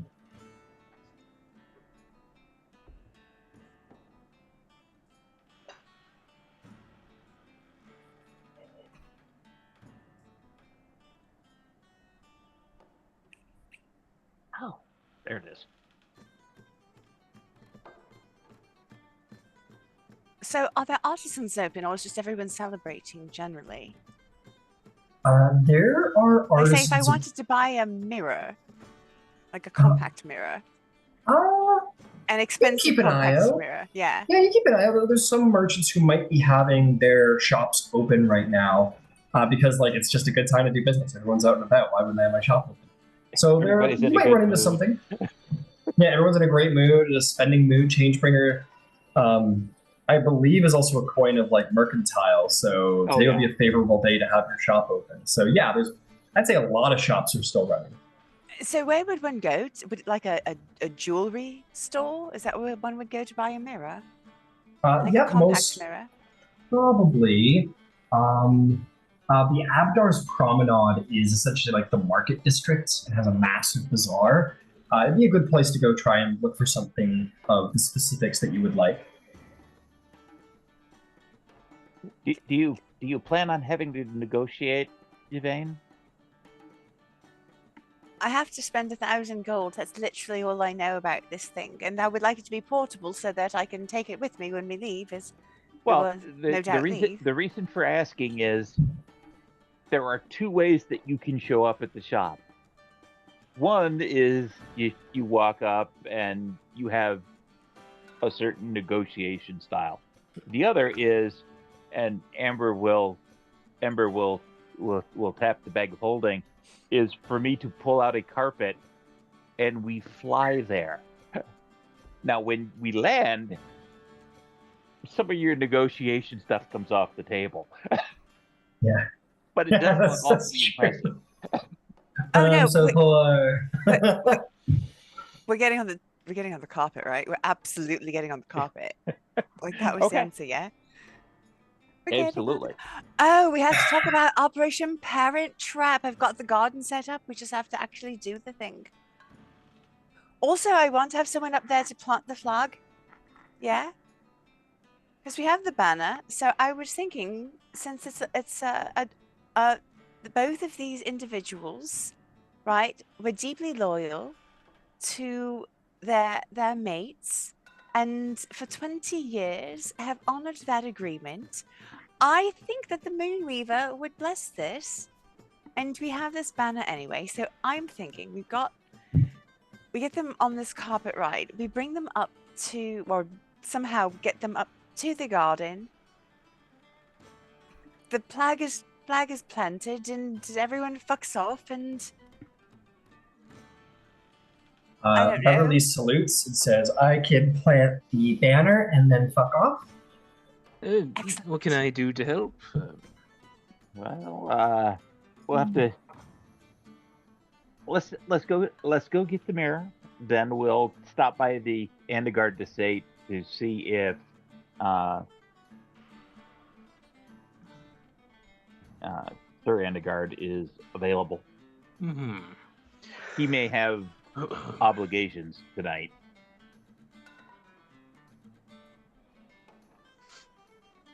All right. So what? So it sounded like. Well, what do you guys want to do? You might bump into people who would be helpful. Where would you like to? What district we starting? You guys want to? Let's start with the promenade, and we'll look for the mirror compact first. Okay. You guys go into the Abadar Promenade where things are popping off. Let me see here. A lot of them have there's a lot of signs around that all say markets of change, where an intensely extra number of merchant stalls have popped up, especially through the Abadar Promenade, offering goods themed around renewal and transformation and journeys. There are strange potion sellers, people selling enchanted seeds. There are new beginning charms crafted by various clerics of Avandra here and there. There are workshops for crafting such tokens of change, making personalized pendants and talismans. But as far as finding the mirror goes, you do see this one little shop, Yvain, and it doesn't have like a big fancy name on it at all. It just has like, what would the sign say above it? It's kind of like a sort of a hole in the wall, but you do catch it, and it does say jewelry. It just says jewelry very simply atop it. That one, that place. It's a jewelry store. They probably have something. we'll Excellent. land right out front. Yeah, you land right up front. Yeah, there's no windows or anything. It doesn't look like it's like shady. Yeah, maybe, I don't know. That's up for you to decide. It doesn't look explicitly shady anyway, but it's definitely like a sort of like tucked away, sort of out of the way shop that doesn't look like it gets too much traffic. But you go inside and maybe you're like, this isn't like a place that probably provides for like the aristocratic, but there's still, it's almost like it's a little it's a very dense with rings and jewels and precious metals, like just on shelves. It's not like beautifully oriented in any way. It's almost got like a bit of a thrift shoppy pawn shop kind of look to it, where there's just like a lot of volume of different jewels and stuff all around the shop. And nobody else is in here except for the proprietor, or at least the person who works here. You see this man sort of like sitting at the table with a jeweler kit, and he's kind of got this like little like single eye magnifying glass, and he's like got these little tools, and he's like putting together this, it looks like a ring maybe. And he kind of looks up and takes it off and like rubs his eye, and he puts on these spectacles that are circular and have red shades in them. He kind of like puts them on. His long sort of raggedy salt and pepper hair, a very thin beard and a little mustache. And he'll say, welcome within. I am Quentin Puck. This is my shop. I do jewelry. How can I help you? I'm looking for a mirror. Ideally, it would be compact or something that I can easily take with me from place to place. Okay. And he was like initially looking at Glint almost expectantly that the dwarf would want jewelry, and then you speak and then he kind of changes over. That's just like an initial body thing you see him do, and then he kind of nods and he says, yeah, I should like that, I think. So value you? He starts like, he has boxes, like everything's still set on shelves and whatever, but he starts like going through his shelves and looking around the shop, and he says, is there anything, any specifics you would want for such a mirror? Well, it needs to be for scrying, so it should be fancy. Fancy. It's expensive. Expensive. I have plenty to see what we got. This is the weirdest. Yes. Sorry, it's as an above the table memory piece for Yvain, were you thinking of something that was probably inlaid with diamond? Could be, yeah. I don't know if I have anything inlaid with diamond. I could make something custom, but in the meantime, I do have what you're looking for. Give me a moment, and he'll kind of go into the back, leaving his shop kind of to you guys.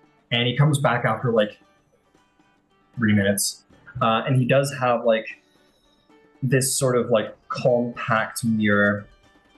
It essentially works kind of like a makeup mirror, like a little pocket makeup mirror, but it is silver and it's encrusted with this like, it's like a ruby bird of some kind. It looks almost like a cardinal, that is sort of like engraved to like the top piece, and it is sort of like emblazoned with other sort of smaller green jewels around the side. And he says, it's a little ostentatious, but it is indeed expensive, and I'm led to believe that this belonged to a noble woman of Amon during some point during the Scattering War, so it's old, so it does have value through a sort of historical purview as well. Sorry, you said during the Scattering War? Yes, I had it dated, and I think it was around that time, so it perhaps belonged to some noblewoman of Amon during the reign of, what's his name? I'm no historian. Yes, that's the one, Vesic. So I think around that time was when this was made. Or at least handled. Yeah, interesting. No, and how much would you like for it? Well, considering the rather large ruby, the gem encrustings, the silver casing, it's all plated and dating, I'd probably charge You wanted expensive. So above the table, it's 1,000 gold you wanted that by. He'd say probably 1,200 gold, given its historical significance. That's perfect. She looks at Sar. He'll look over at Zarvol with like a sort of dry humor and say, "Oh, you're the bank, are you?" Yeah, it appears that I am. And she just put down 200. So she needs what, 800? She needs 1,000. Oh, 1,000. Okay, well, 1,000 it is then. All right, you hand over 1,000. He kind of lightly chuckles to that, and yeah, he'll put that inside of like a lockbox behind the desk, and he says, "Well, is there anything else I could do for you? I have plenty of jewelry in here. I buy jewelry as well if you need to have any or wanting to pawn off."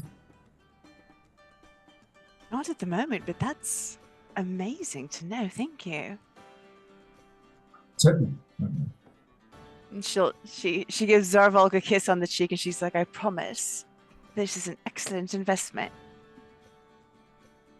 Yeah, I trust you. It's fine.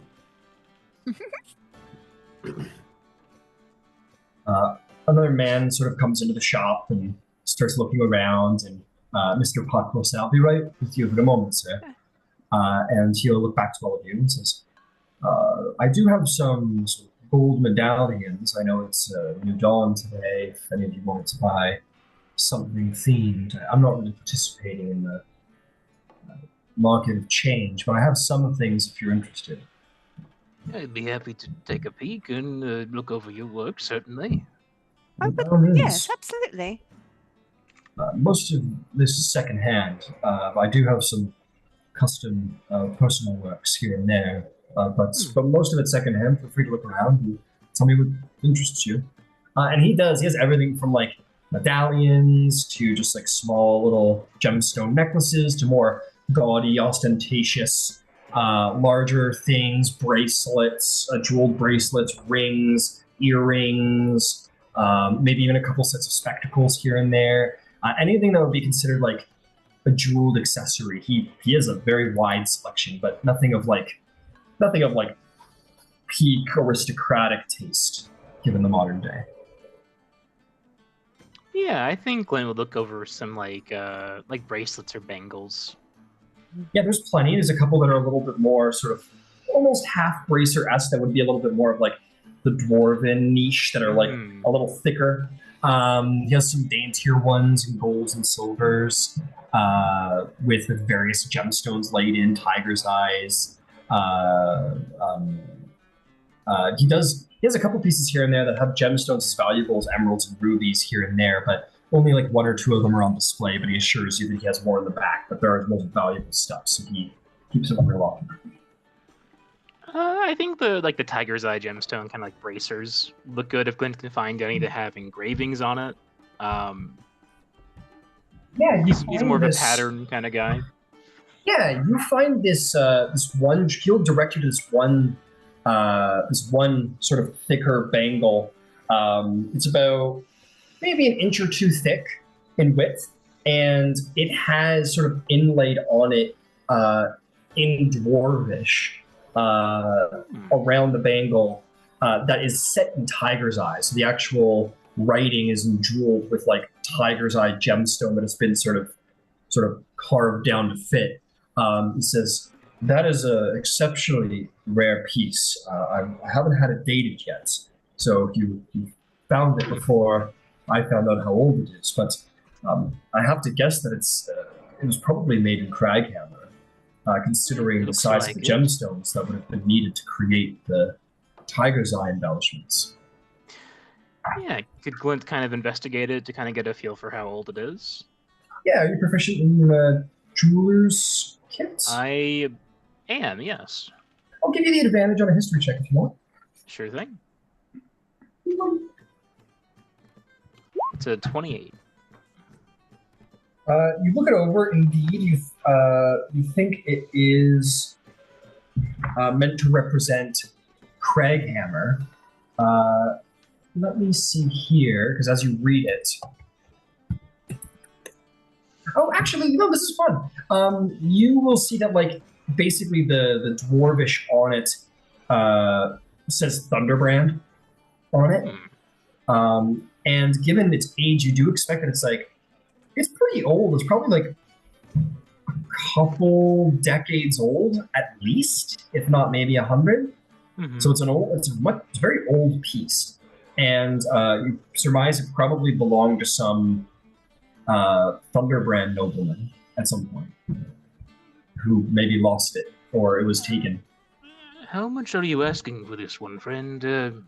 This is from Craghammer, you're correct. This is probably about...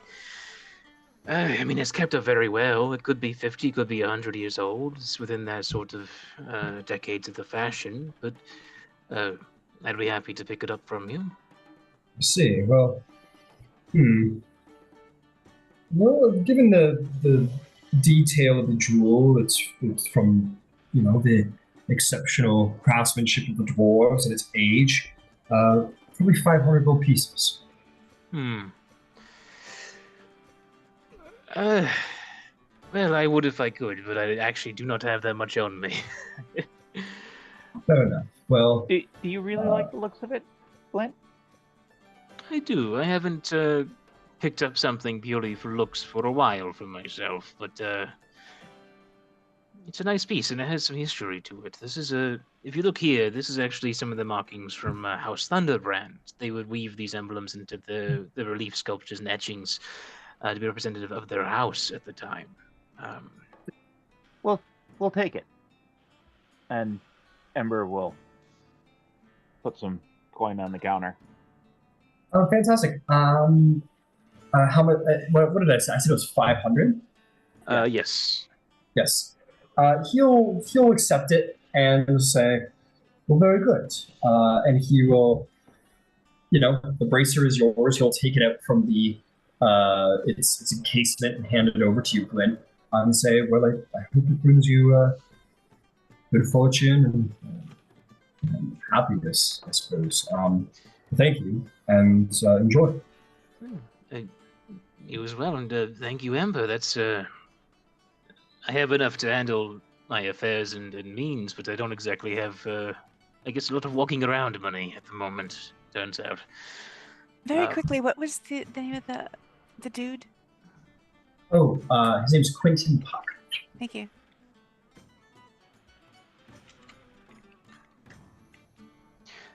What metal was it made out of? Just to double check. It's made gold. So it's a gold bangle with tiger's eye, embellished writings of the clan Thunderband. Putting that down in my equipment because that is an expensive piece of jewelry. It is a very fine, expensive piece of jewelry and very well made too. Okay. And equipment. Speaking of, if you typically are more of a salesman than into the craft yourself, are you looking for any new pieces to be made for commission work or anything? Well, typically, I don't do a lot of custom work. I leave that to the more involved jewelers here and abouts. I'm more of a collector and seller. I do a lot of middle of the road secondhand work through the shop. I don't do a lot of custom stuff. I see. Well, I'll know who to go to if I ever decide to get back into making some more of it myself, then. Well, excellent. So please come back if you wish then, Mr. Dwarf. It's, you're most certainly welcome. Thank you. It is worth noting that I do a bit of how to put it,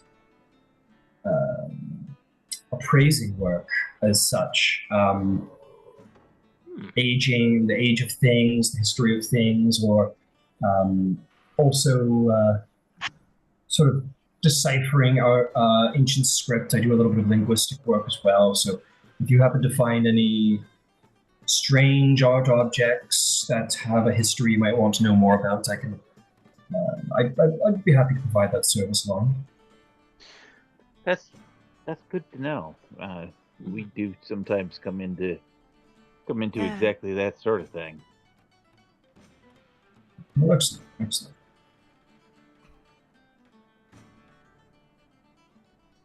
Right. Well, enjoy the festival, and I'm here most days of the week, so I don't usually leave the shop too often, so not so hard to find if you ever need me. Thank you so much. So come on and kind of go back around his desk and kind of sit, and then the person who's kind of like looking at things in the shop will kind of approach him and kind of like look in the glass, be like, oh, let me see that one. Oh, let me see that one. He kind of starts going through the process. Do you guys want to keep hanging around, or do you want to go up to the festival?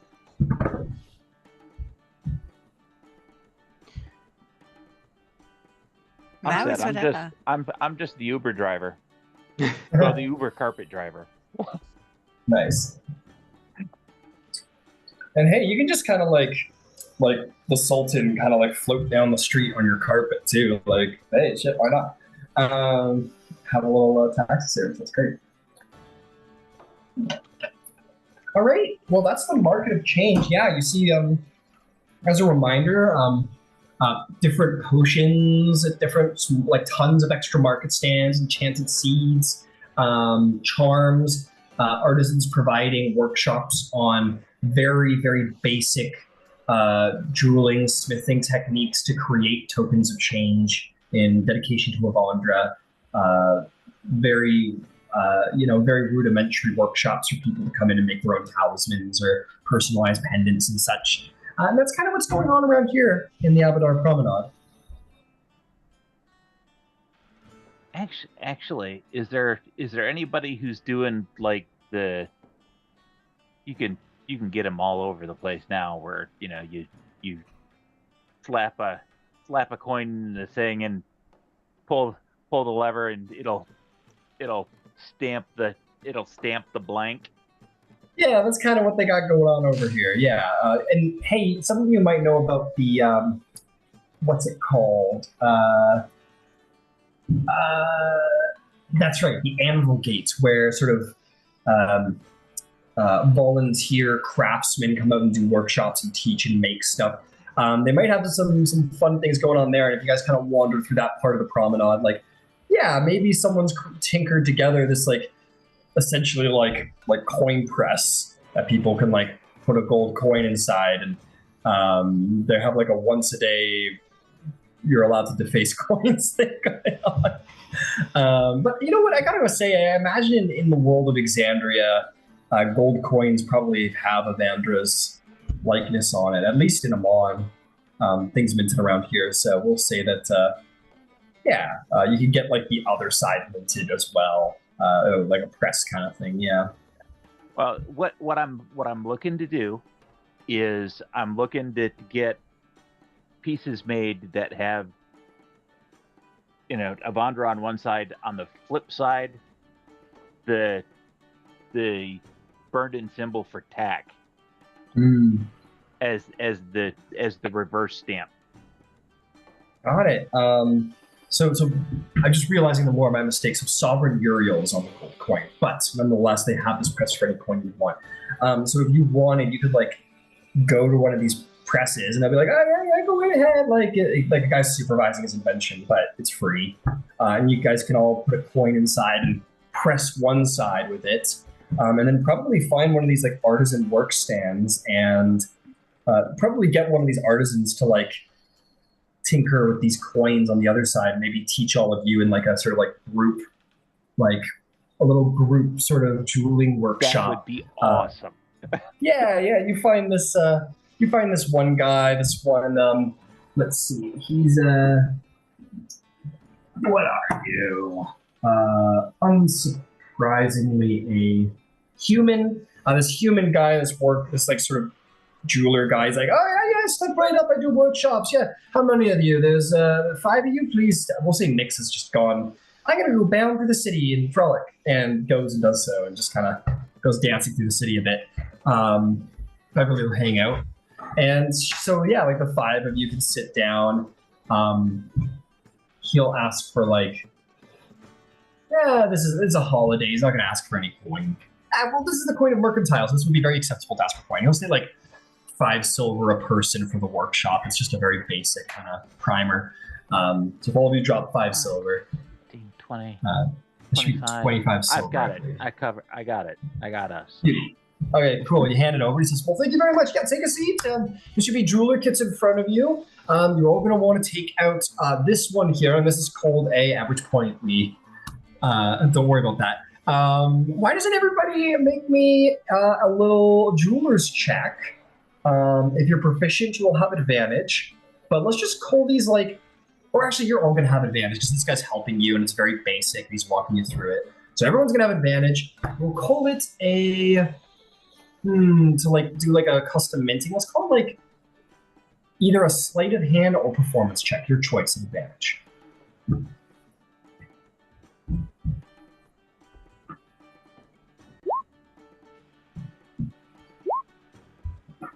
And will we be proficient in the check if we have the tool proficiency? Sure. Yeah, sure. Okay. Yeah, I think the new rules just kind of work with advantage now. Like they don't give proficiency anymore, but I think that makes sense just to give you that extra touch in the right direction. It'll be a 25 then. Nice. Yeah, what do we got? 25? Who else? 20. 15. 20, 15? How'd 20? Very nice. Oh, let's see how Beverly did. Beverly rolled. She rolled very, very good.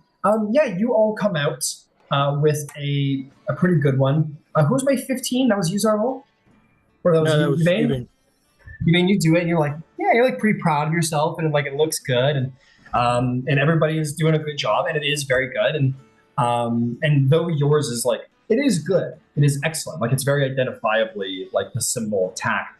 You like look at everybody else's coins and maybe very secretly have like a little like, oh man, and because other people. But even Zarval, who you never would think to be a apparent skilled jeweler, the edgings are very, like the lines are very finely, very sharply turned, very minuscule. And Glint's is like, it looks like it came from the press. Like the lines are perfectly straight and the corners are nice and sharp. And it's, yeah, so you guys have your Avandra tack coins now. So everybody... mark off 1 gold piece as that it'll be represent your new Avandra token. Yay! Oh yeah. Cool. Oh, that's interesting on tools. So it's if you have tool proficiency, you add your proficiency bonus to any ability check you make with it, and then you have proficiency in the skill that's used with it. That's when you have advantage on it too. Okay, that's how we got it. Understood. Beautiful. That's neat. Good system. Yeah, very neat. Oh, sweet. The new DMG comes with the Forgotten Realms map in the bag. Awesome. Sorry, distracted. Apologize. Sorry. Whoops. Anyway, I guess we could call these like holy medallions. These will definitely count as like holy medallions of Avandra if anyone wanted to add like a holy, because I believe that's one of the options for a holy symbol is a medallion. So we'll call this a holy symbol medallion of Avandra. Beautiful. What's next for TAC? What's next? There's so much to do, so much to see. I mean, you said festival, right? Yeah, you're in the middle of a festival. Different districts have different stuff going on. Festivals generally have snacks. So I was just where are thinking the snacks? Where's the funnel cake at? Yeah, so bring us the snacks. You're looking around, and for whatever reason, you're like, where the hell are the snacks? Make me a insight or investigation check of your choice to find the snacks.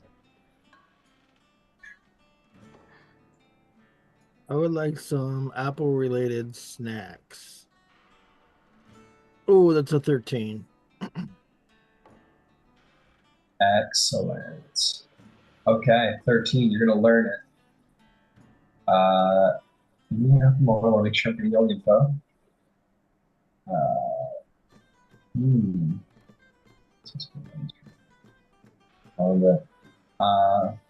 Okay, so you do learn. You stop this one guy, and he'll tell you about it. Not a hard description. Everyone's very kind today. You learned of the Grand Midnight Feast that is being held at the Cloudtop District. Oh, is this the right? Yes, in the Cloudtop District is being held the Grand Midnight Feast.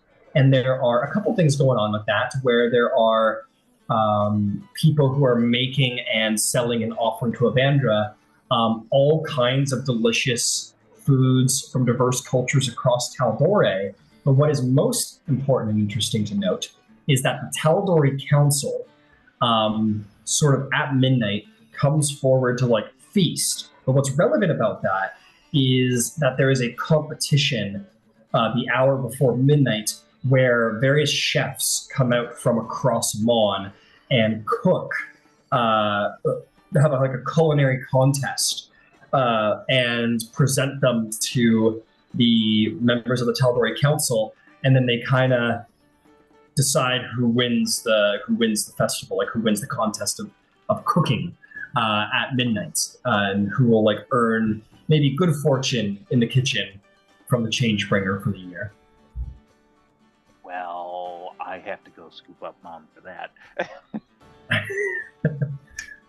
They do that. There's like it can be like a team. Like it can be like one chef, or it can be like a team of chefs to make like a single dish. So if you and your mom wanted to enter, like that's entirely possible. It's open to all.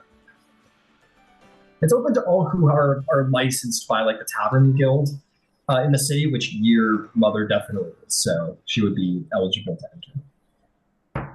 Absolutely. Yeah, it's a pretty serious. I almost imagine your mom is probably already signed. Like, she's kind of like, oh, maybe, like I don't know. She's not a very competitive person, but I think she'd tell you your dad used to be very, very serious about the Grand Midnight Feast in Amon. He is very serious about that. She kind of stopped doing it after Thordak. But anyway, yeah. If you wanted to like get a message off to the Rousing Spark, and you're like, Mom, we're doing it this year. That's perfectly acceptable. Yeah, you can go do that. So you're telling me there's good eats and competition. I'm there. Mm-hmm. Oh yeah. Do you want to go check it out?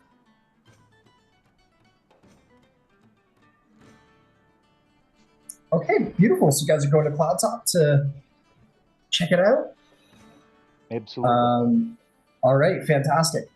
You guys will magic carpet ride up through the air and make your way to the Cloudtop District, the finer district of the city, where the palace courtyard is open to the people. The palace itself is like closed to unofficial guests for today. But the actual courtyard of the palace is open to the public, which it usually isn't.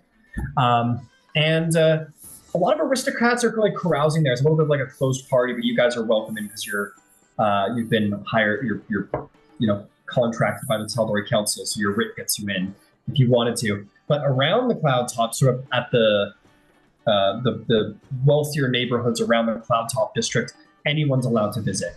And there are very nice, like not like shitty market stalls, but like very, very nice, sort of thrown together, sort of like food stalls made by probably young noble ladies and noblemen, like teenagers and stuff who want to take part in it. You see there's a stall for honey roasted pheasant. There's one for candied fruits. There's one for spiced meads. But this is all very like, you expect is probably pretty good because like the ingredients are fresh and this is like taken on as a hobby by the noble people. The Andegard, who knows? The Andegards might have taken part when they were younger. Who knows? But that's kind of the setting here, and you see many noble people walking around enjoying the pleasantries. What would you like to do? I'm getting some of that honey roasted pheasant. You go to the honey roasted pheasant stall, where you see this group of 13-year-old, like there's like 3 girls and 1 boy. who are all fairly well dressed in like cooking attire, like stupidly, like they're wearing like very nice, almost like designer chef bibs or whatever. It's like, oh god. And they're like, oh yeah, here, and they will serve it to you happily. We get a little price for you for that. It's not going to be too expensive. I will make sure. It's for the common man, so it's not going to be too expensive. They'll charge you a silver for the honey roasted pheasant. All right. Yeah. And they give it to you, and it's succulent. It is delicious.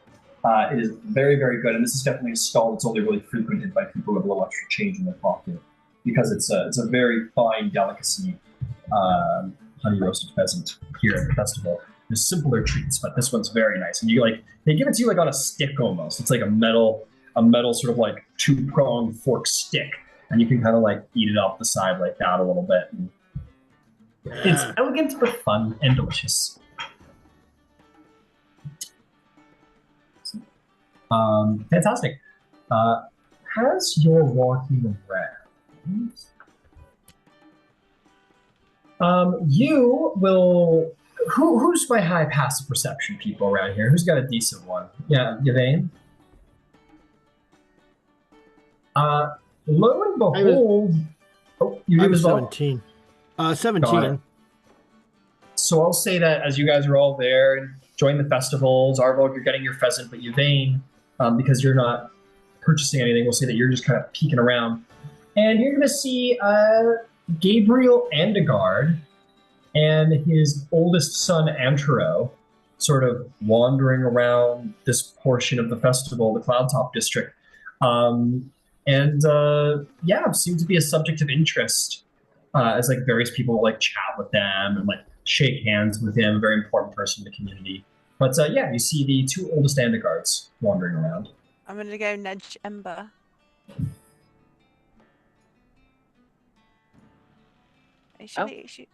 We were going to have a get together with everyone over. Should we take the opportunity and invite them? I think that we absolutely should.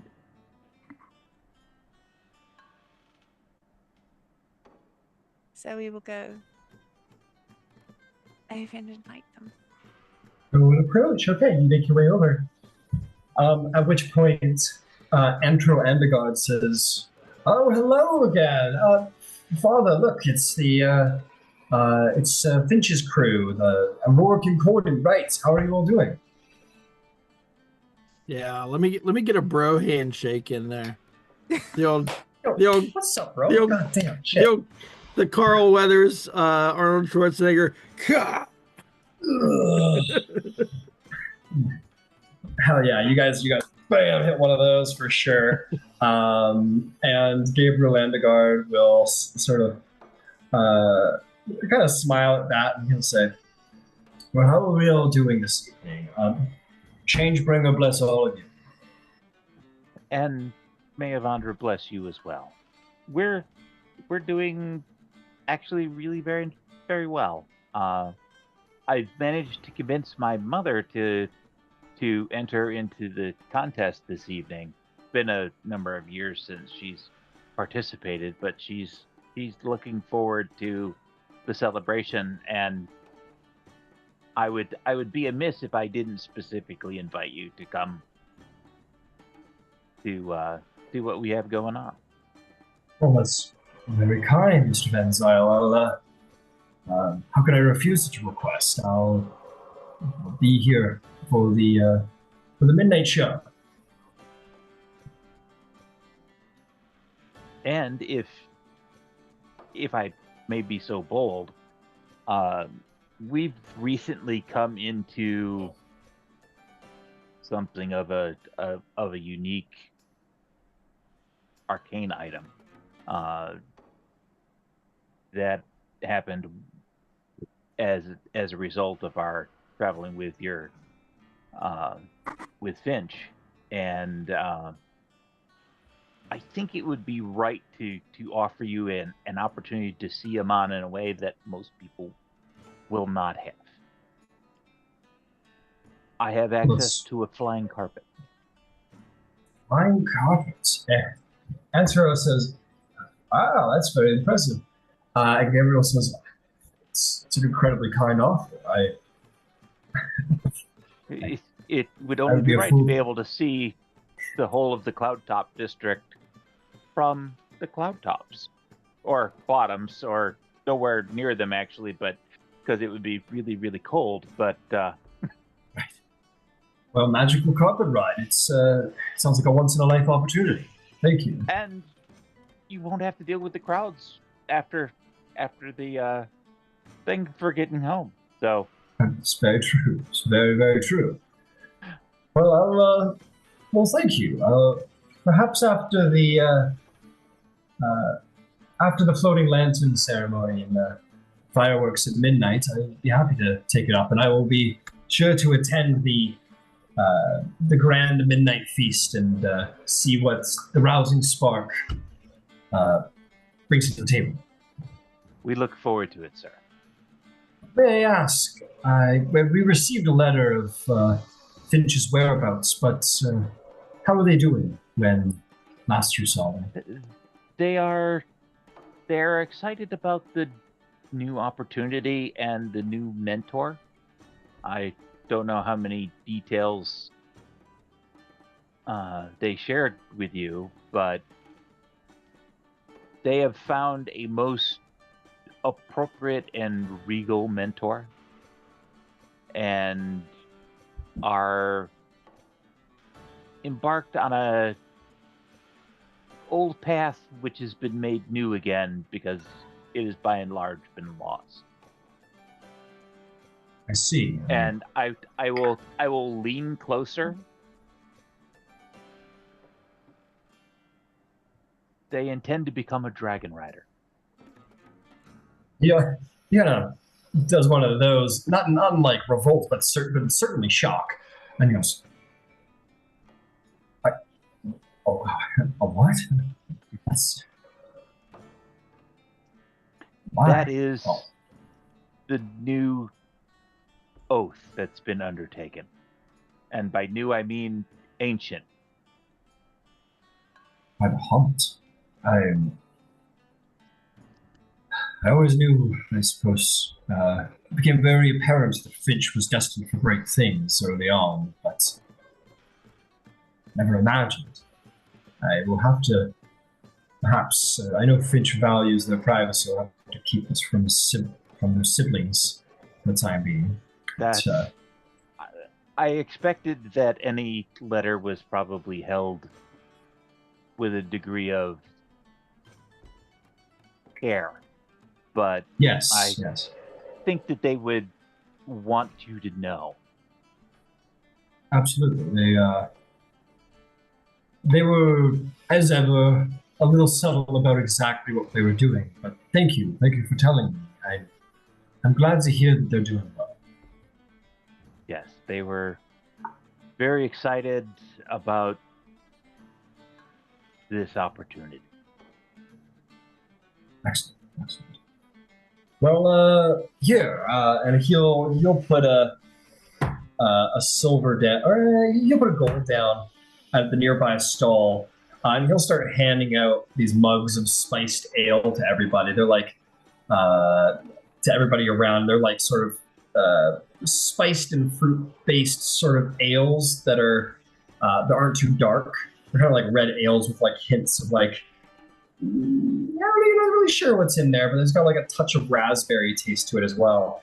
And he starts handing them out to everybody, and he says, well, everybody enjoy a round on me, and here's to the Aurora Concordant and its many successes to come. Thank you, sir. Huzzah.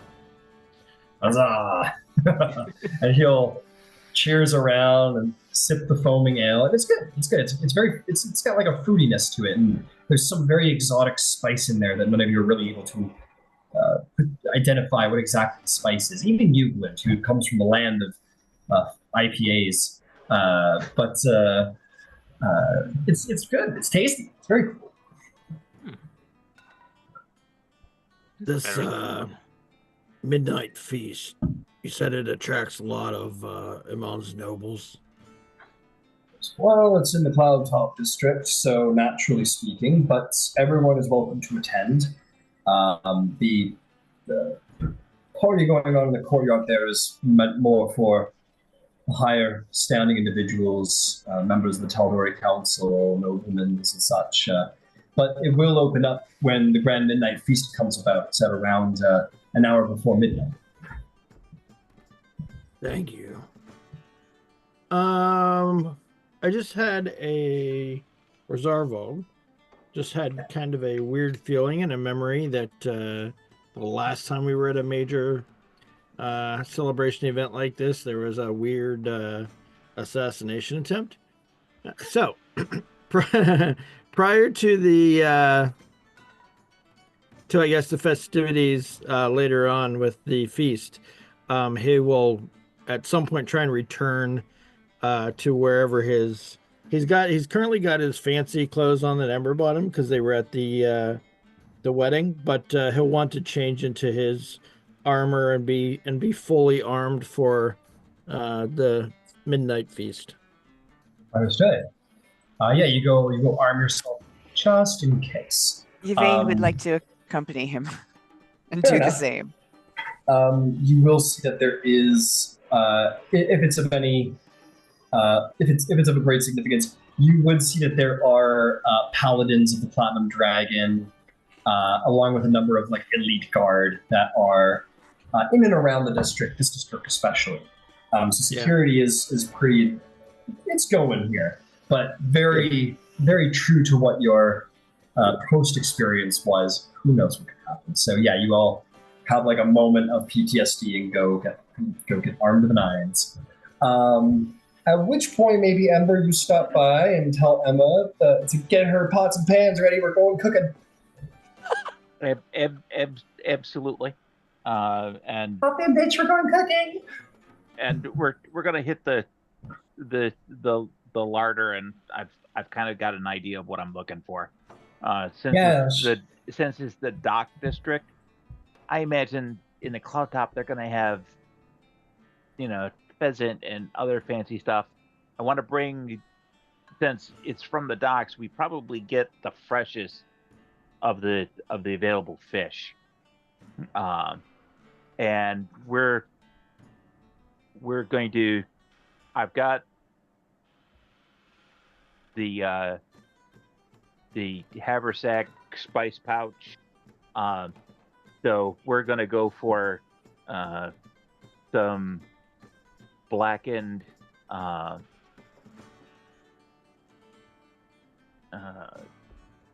fish tacos with cilantro and lime as our entry into that particular contest, because it will be something that is apart from probably what's going to be there. Yeah, fair enough. Have your cool angle to it. Absolutely. Yeah, so you go to your mom, and she's like, okay, yeah, let's do it. And easily convinced, she'll say, as long as you do it with me. And when we get a private moment in the kitchen, Gabriel will be stopping by, and I've offered to give him a lift back from the event. Okay. I think that you might want to come with us. If you, okay, if you think that would be, she says kind of, she's your mom, but she becomes kind of girly when you start talking about him, just like kind of like running her hands through her hair. She's like, do you think it would be, I don't know, if you think it would be proper for such a noble individual? I think it would be just fine. Okay. You might want to bring a shoulder wrap. It may be a little bit chilly as we fly down from the Cloud Top district. Yes, let me. She like looks down. She's in her towering keep clothing. She's like, I'm gonna go get changed. Actually, now that you mentioned, I'll work on the ingredients. You get. I won't be long. And she goes off, and she will come back. sometime later, sometime later, you kind of get everything finished and loaded up, and this is like the first time you've seen your mom wear like makeup and like her hair is always nice. Like she brushes it out, and occasionally she ties it back on a busy day, but she has her hair kind of nicely brushed. And she's got a little bit of like makeup color in the cheeks and the eyes and so on, and um, she is wearing like a sleeved dress, which is very nice. It's not like it's meant for sort of like a colder climate, but is very nice. And also, there's like it looks a little. It balances beauty with utilitarian. It's not like the nicest dress in the world. She probably got this at a store rather than tailor made or anything like that, but it's still very nice. And she does have a shawl. I'll offer to hold her shawl for her. And again, if we're alone, I will whisper, he'll probably have a cloak and would be willing to let you borrow it. This is just in case. Oh, okay. These are all very good points, Amber. I must admit, it's a little strange getting from you. We're in a unique position. Well, thank you, Amber. It's all very strange, admittedly. I haven't done anything like this And since. Ember will take his coin from Avandra that he had made, and he's going to hand it to his mother. Oh, Today's about change. today is about change, isn't it? And he'll flip it over. My life changed when Estrix walked into this tavern. And it changed for the better when I met these people. And I'm hoping that this year's change will be of benefit not only to myself, but to you as well.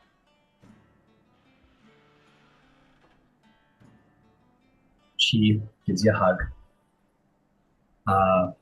She says, "You've grown to become a very fine man, Amber. I'm very proud of you. Thank you. And I hope you'll get a wife one of these days. Or a husband, I don't judge." Avandra willing. Well, maybe we'll have to try and set you up with the Underguard boys, or if they have a cousin or something. I don't know. We'll figure it out. We'll have you're next. And you guys will begin to head out. And there's the Rousing Spark does have a staff, and it is, the place is running. So she gets one of the staff members to like load up essentially like a wheelbarrow with the supplies for the night, and you guys can start. Oh yeah, you've got the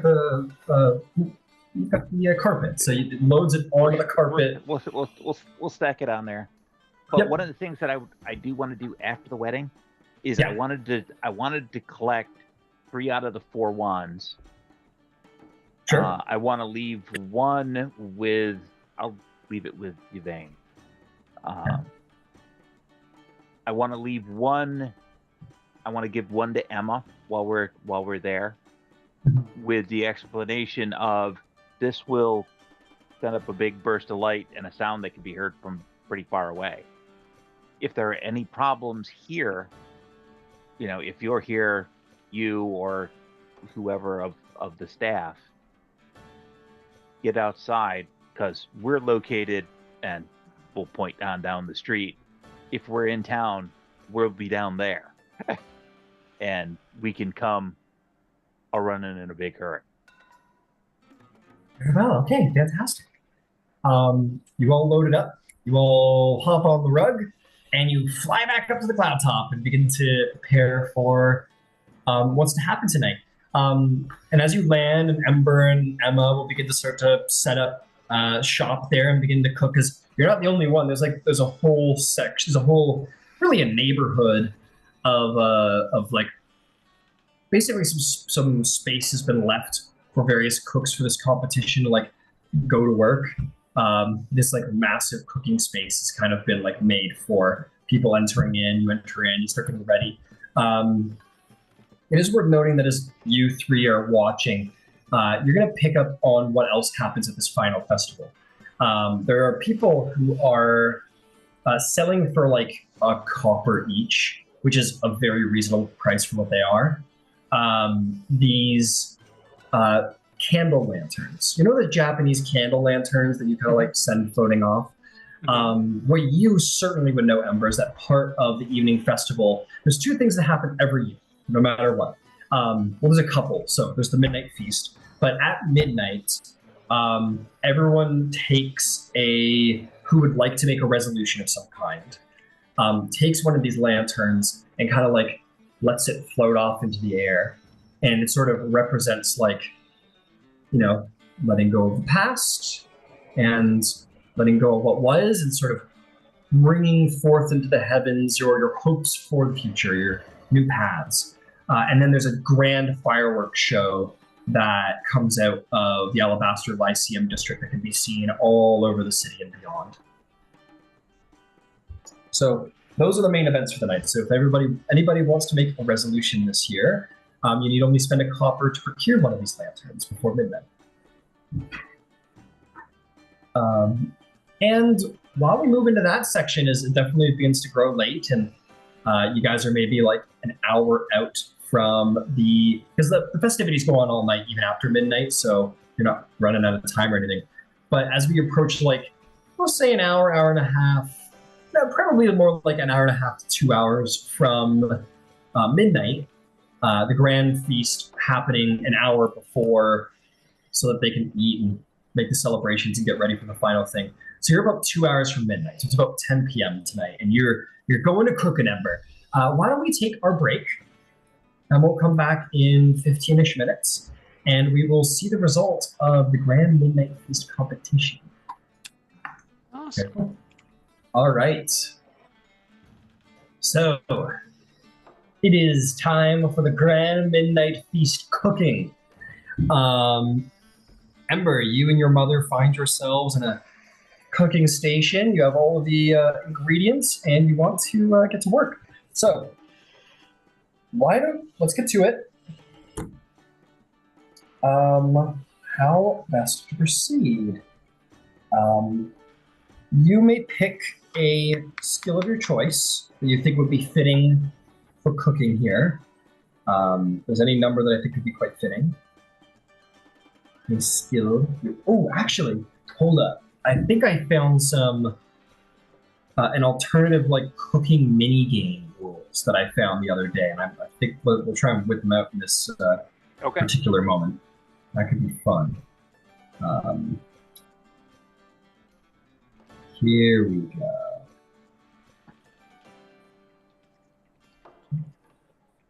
Okay, let's get to it.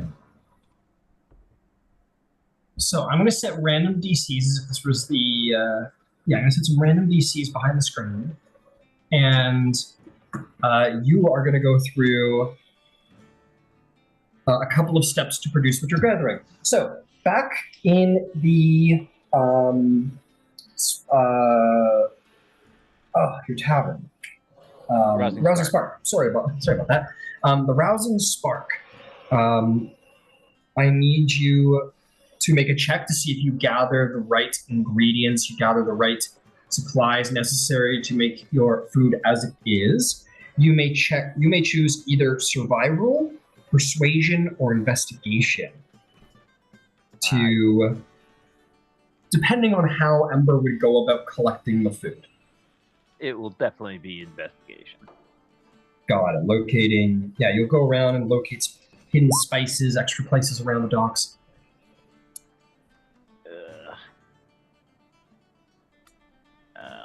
Where to gonna blow that out. I'm going to give you advantage for these because you are proficient with the utensils, so you're good.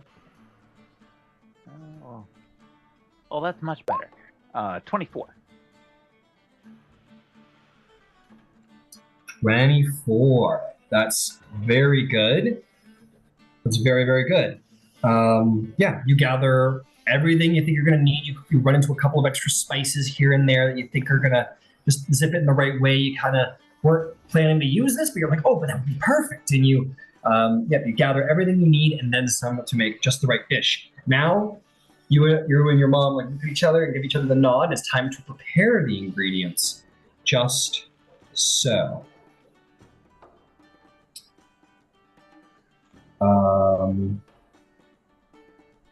Okay.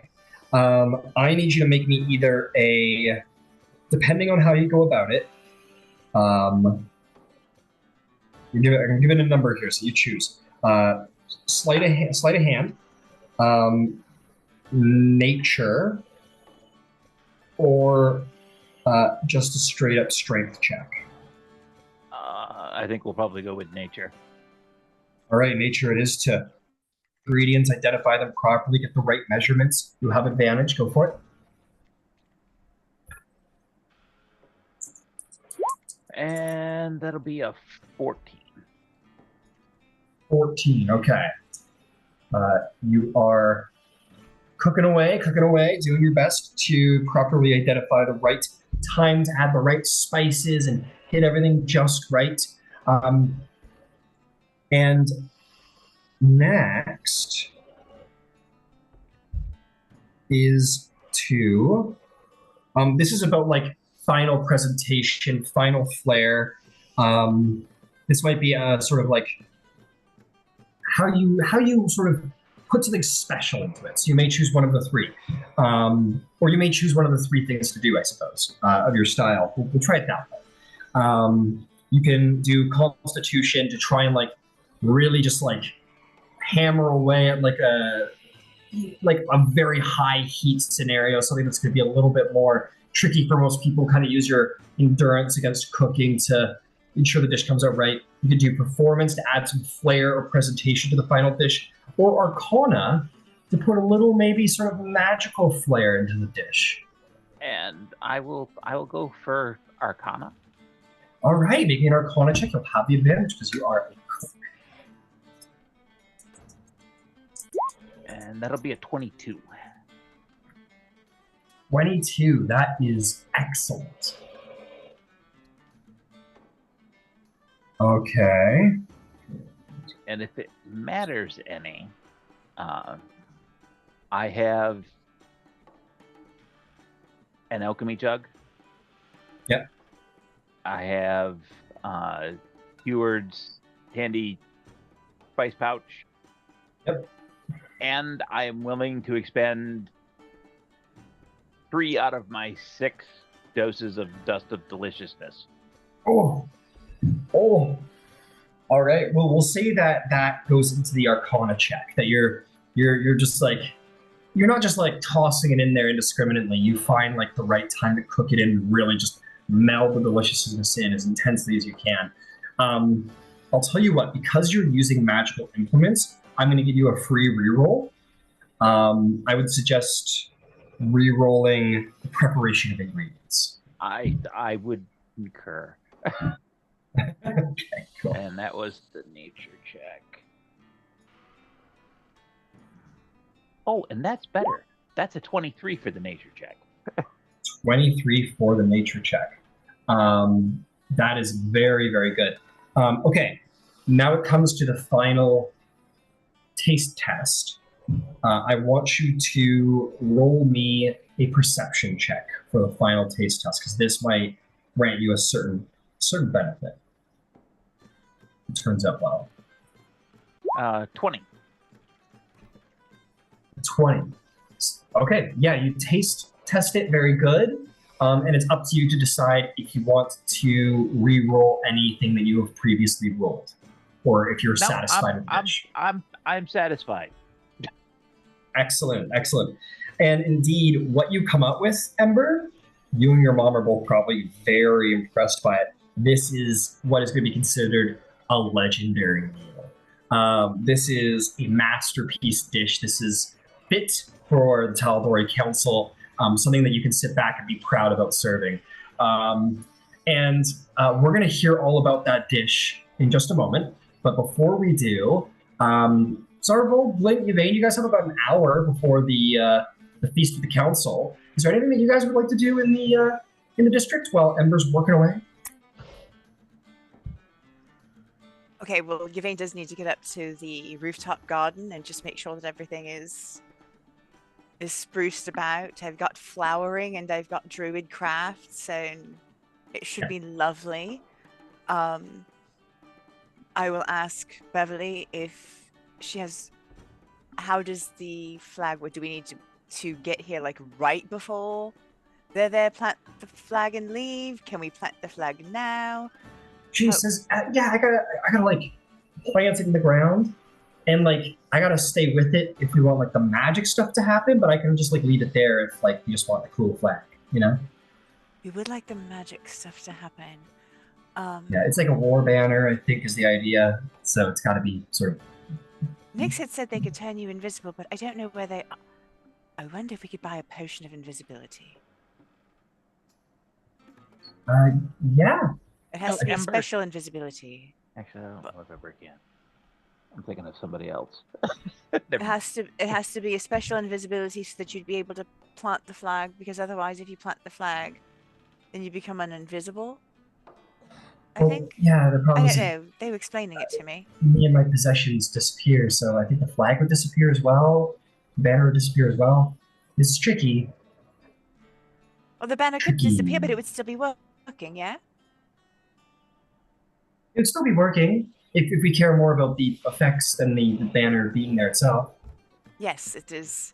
Just more about the effects and the actual banner for tonight, I think. Okay.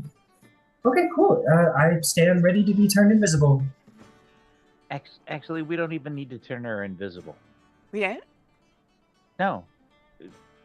She occupies a 5-foot square, and she's not all that tall. I can put a minor illusion over, and she can be a shrubbery. The 5'5" Beverly goes, just kind of like almost like looks at herself and then kind of like does one of these, like kind of twists her head a little bit, and she like literally like, ooh, like shrinks a couple inches. That is so incredibly cool. Absolutely. Yeah? Okay. Cool, good. Gumbo is like, how can I be of assistance? I would love to help in some way or fashion. You can be over here, son. Far away. Oh. You're still the apple of my eye, don't you worry. Fine, I will not interfere this time. I have often been interested in the idea of romantic pursuits and how that all works. Honestly, you and me both. We'll talk about it sometime. Yes, let us. I heard that there was an informative novel that was for sale. I don't remember what shop it was, but the book was called Tusk Love. I was thinking of trying to steal it because I don't have money. Do you want me to give you an allowance? Yes, I would like an allowance, Father. Or slut. All right. How much does a smut novella cost you these days? What was their going rate? A couple of gold. Like, okay, 100 gold? It is not 100 gold. Okay, it's not 100 gold, but it would still be nice if I could have 100 gold. I'll give you 10 gold for starters, and then we'll figure out something of a weekly rate. Okay. I am now employed. I feel like, and yeah, he'll leave this little thing. He'll leave it alone. Cool, and that happens before you guys. Yeah. Let me see here. What else is gonna go? Yeah. Okay. This is kind of interesting, I think. At some point, Zarvolg, you're like in the crowd, chilling around, waiting or whatever. And basically, like, immediately, like, this kid runs into you, like, was just like running and like bounces off of you from behind, and like you kind of you're like, what the fuck? And you turn around and you see this like little tiefling girl in like a very nice like pink dress. She's like fallen over from having bumped into you, and she's like rubbing her butt because she heard her butt falling over.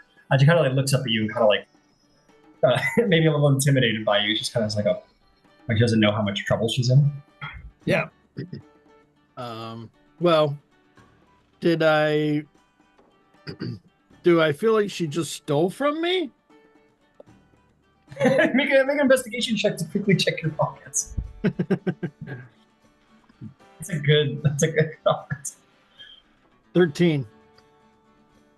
13. You look through your stuff, you find no sign of any of your pockets being lifted as far as you can tell. All right. She's also fairly, I'll give you as a passive insight, she's fairly well, like, I mean, that isn't to say that it doesn't happen with nobles, but she's in a very, like, it's a dress for her age, but it's a very nice dress. So she's not like an urchin, probably, maybe. She's still a tiefling, though. All right. She's still a tiefling. Little shits. I'll reach down and try to help her up. Beautiful. You reach down to help her up, and she kind of like winces as the hobgoblin reaches for her, and then you just kind of like take her under the arms and kind of like, boop, and she stands up. She goes, "Oh, sorry, but thank you." She looks around and she picks up this little owl bear, teddy bear, and like puts it in her arm. She's young. She's like six. Yeah. She's pretty young, and she just like looks up at you and says, "Sorry, sir, I didn't mean to bump you." Oh, that's no problem. And he pokes the owlbear and he says, I've seen a few of those. The real ones, big, mean, nasty things they are. Oh, you've seen one? Oh, yes. Was it nice? No, they're quite nasty, ill-tempered, one might say. Oh, And unfortunately, we had to dispatch it so that no one would be in any danger. you slew the poor owl bear? Well, that one. Well, it probably deserved it. We leave the others, to roam the wilds as they please, as long as they're not a menace to innocent people. Oh, well, I've only ever met real bears, so, well, I would still like one day. Maybe I can get my daddy to hire you to get me an owl bear pet. Oh, you know what? That's exactly the kind of thing that I do. I'll tell you what. And he says, my name is Zarvolg. Can you say Zarvolg? Zarvolg. Yes, it's nice to meet you. And she'll like put her little hand up to shake your hand. She says, my name is Gwendolyn Zara Melanie von Muselderolo. Oh, Derolo. That's a very interesting surname. And at that moment, you're going to see sort of hobbling slightly out of not hobbling, but sort of like walking sort of with a little bit of a rushed step out of the crowd is this older gentleman with white hair and a beard and circular spectacles, wearing a very nice navy blue long coat with like gold trim and a waistcoat underneath. And he kind of comes out. He goes, "Oh, Gwendolyn, there you are. You can't run off like that." And he'll look at you and he says, "Sorry, sir, for my daughter bumping into you." It's no problem, Mr. Derolo. Your daughter told me who you are. My name is Zarvolg the Grim, and I'm a member of a small group called the Aurora Concordant. We're great fans of your storied history. Well, a pleasure to meet you, sir. I'll shake your hand and say, well, come on, Gwendolyn. Your mother will probably be looking for you. You must catch up with your siblings. And we'll say good day, Mr. The Grim. And he will take Gwendolyn's hand and walk away, and Gwendolyn will kind of like wave to you over her shoulder as she's like shown away by her father. Just Goodbye, like, but he said he would get me an owl bear. And he says, you shouldn't talk to strangers, Gwendolyn. How many times must I tell you? And well, we'll kind of walk off that way. All right. I'll let the group know that I ran into Percy. So goes, oh my God, Zarvon. You will believe who I saw. Incredible. Cool. Fantastic. Arbog, the name dropper. Name dropper, that's right. Yeah, I know Percy, yeah. Yeah, you know, we've been on occasion. Fantastic. Okay, sweet. Sweet. So, Glint, Yvain, Zarval, you just kind of wait, enjoy the festivities, and have a little time. See the noble youth and the commoner folks. Sort of, it's most like the commoners are welcome here, but it's mostly noble folk and people of repute, wealthy merchants and such, who kind of make meander their way around, and you hear sort of the big gates open up to the actual palace. And people sort of, oh, it's time for the great meal, it's time for the grand midnight feast, and everybody sort of begins to make their way into to the festival, and you guys are gonna run into, we're gonna come to the grand midnight feast. You guys it's like 11 o'clock. It's where the feast begins, and you guys basically everyone stands around and watches witnesses the Tal'Dorei Council all sit together and like share a meal together from all the different people and kind of like decide which dish was their favorite. It's a big moment for some people because there's a lot of clout that comes with this. Let's see. Cloud Hulch Palace. Let's go there. Let me describe to you all the people who come out. There's some who you're going to very well recognize, and all will be introduced. It says, now presenting the Tal'Dorei Council of Emon. Please welcome. We have Guardian Tofel Brontes, and everyone's going to sort of, and you're going to see a dragonborn woman clad in plate armor and bearing the holy symbol of Bahamut across their chest. I'm going to be giving out handouts here because these are all people you're going to see. But notably, I believe has one arm. The other arm there's sort of like a folded sleeve on the other side.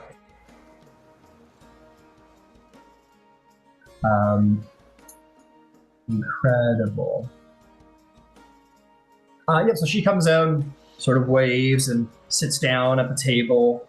The next one they say, presenting Seeker Odessa Tal'Dorei, daughter of the late Uriel Tal'Dorei. And you're going to see this rather surprisingly younger woman, human woman come out. A little bit darker skin, brown hair, hazel eyes. A very pretty woman who's dressed a little bit nobly but very simply, and there's an applause, and she waves and she sits down. Presenting Arcanist Allura Vaisurin, who requires no description, I believe. And you hear from the crowd this sort of like gruff halfling bark, yeah, you get him, babe, from somewhere in the crowd. And other kind of like waves in that direction. I'm going to say, presenting Arbiter Brom Goldan. And you are going to see, for the first time, this much older man. He's bearing white and gold cloak, clearly a holy man, the symbol of Arathis, and he has long white hair. The age shows on his face. He's definitely an older human counselor. Now presenting Hawkmaker Elbun Clear Eyes. And you're going to see a rather large Goliath step forward with, he's bald, various symbols, but he's got like he doesn't look to have like a warrior's posture. He's strong he's a Goliath, so naturally he's very strong. But he's got like kind of a carefree walk about him, and a little more playful. He's sort of, hey, how's it going? And he sort of waves, and everyone's like, woo! He goes, well, it's good to be here. Welcome everyone. You see Elburn clear eyes, never mind the hair that he has on his head. In the picture, presenting Coin Mistress Vexalia de Rolo. And everyone sort of, woo! It's like an extra cheers for the hero of Vox Machina. The Coin Mistress comes out and, as always, a lovely dress for a lady. And he says, let applause for the Tal'Dorei Council, and everyone, clear applause, and that is the entire Tal'Dorei Council sits down. You would indeed see in the crowd, the two Andagards are there. Maybe a couple other people you sort of recognize. Zarbo, you're able to point out DeRolo over there with his kids. And he's standing next to a familiar halfling who you've met before. Kima seems to be present.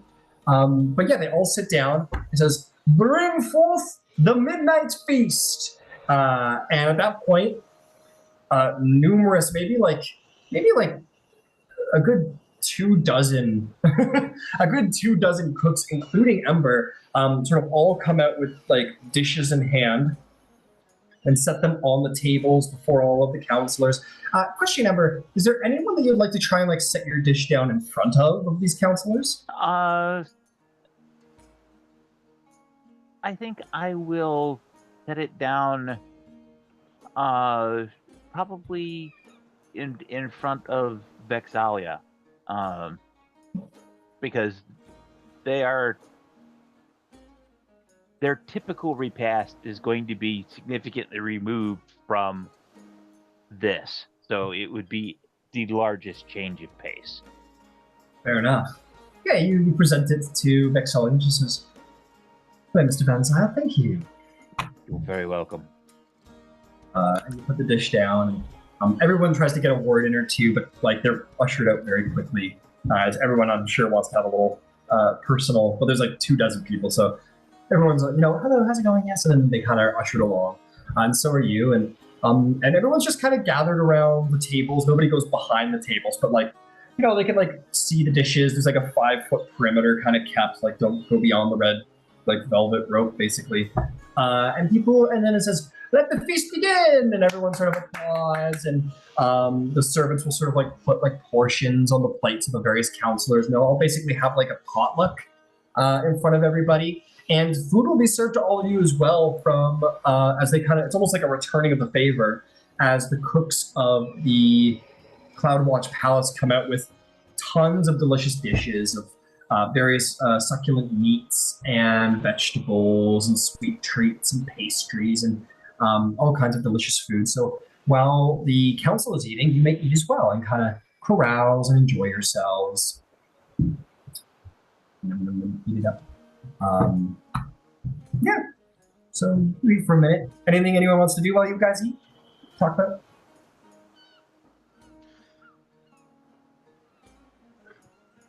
it? Not for me. I'm Okay. I'm looking for the reaction amongst the council. Yeah, Ember, you're like, you and Emma are like, just like every other cook who's like trying to see how people are enjoying things. Why don't you make me an insight check, see how it's going? 10.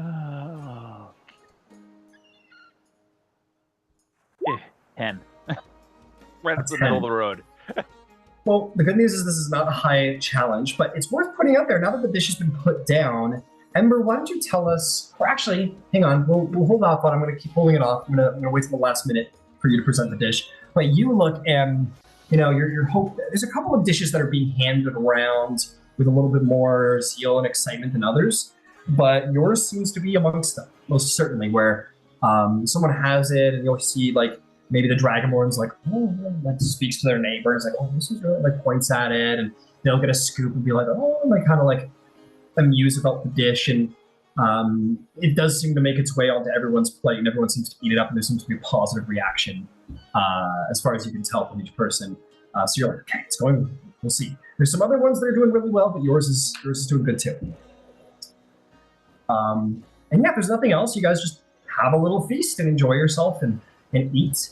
There's a certain point where Lord Andegard will approach where you are, Ember, with Emma, and he will say, "Good to see you again, Mr. Van Zyl." And to you, Mr. Andegard. Allow me to remake the introduction. This is my mother, Emma. And she'll say, "Oh well, hello," and he will offer to like take her hand. She'll kind of like almost like look at you, Ember, like, "Ooh, look at me," and she'll like let him take the hand. And he'll say like, "It's a pleasure to see you again."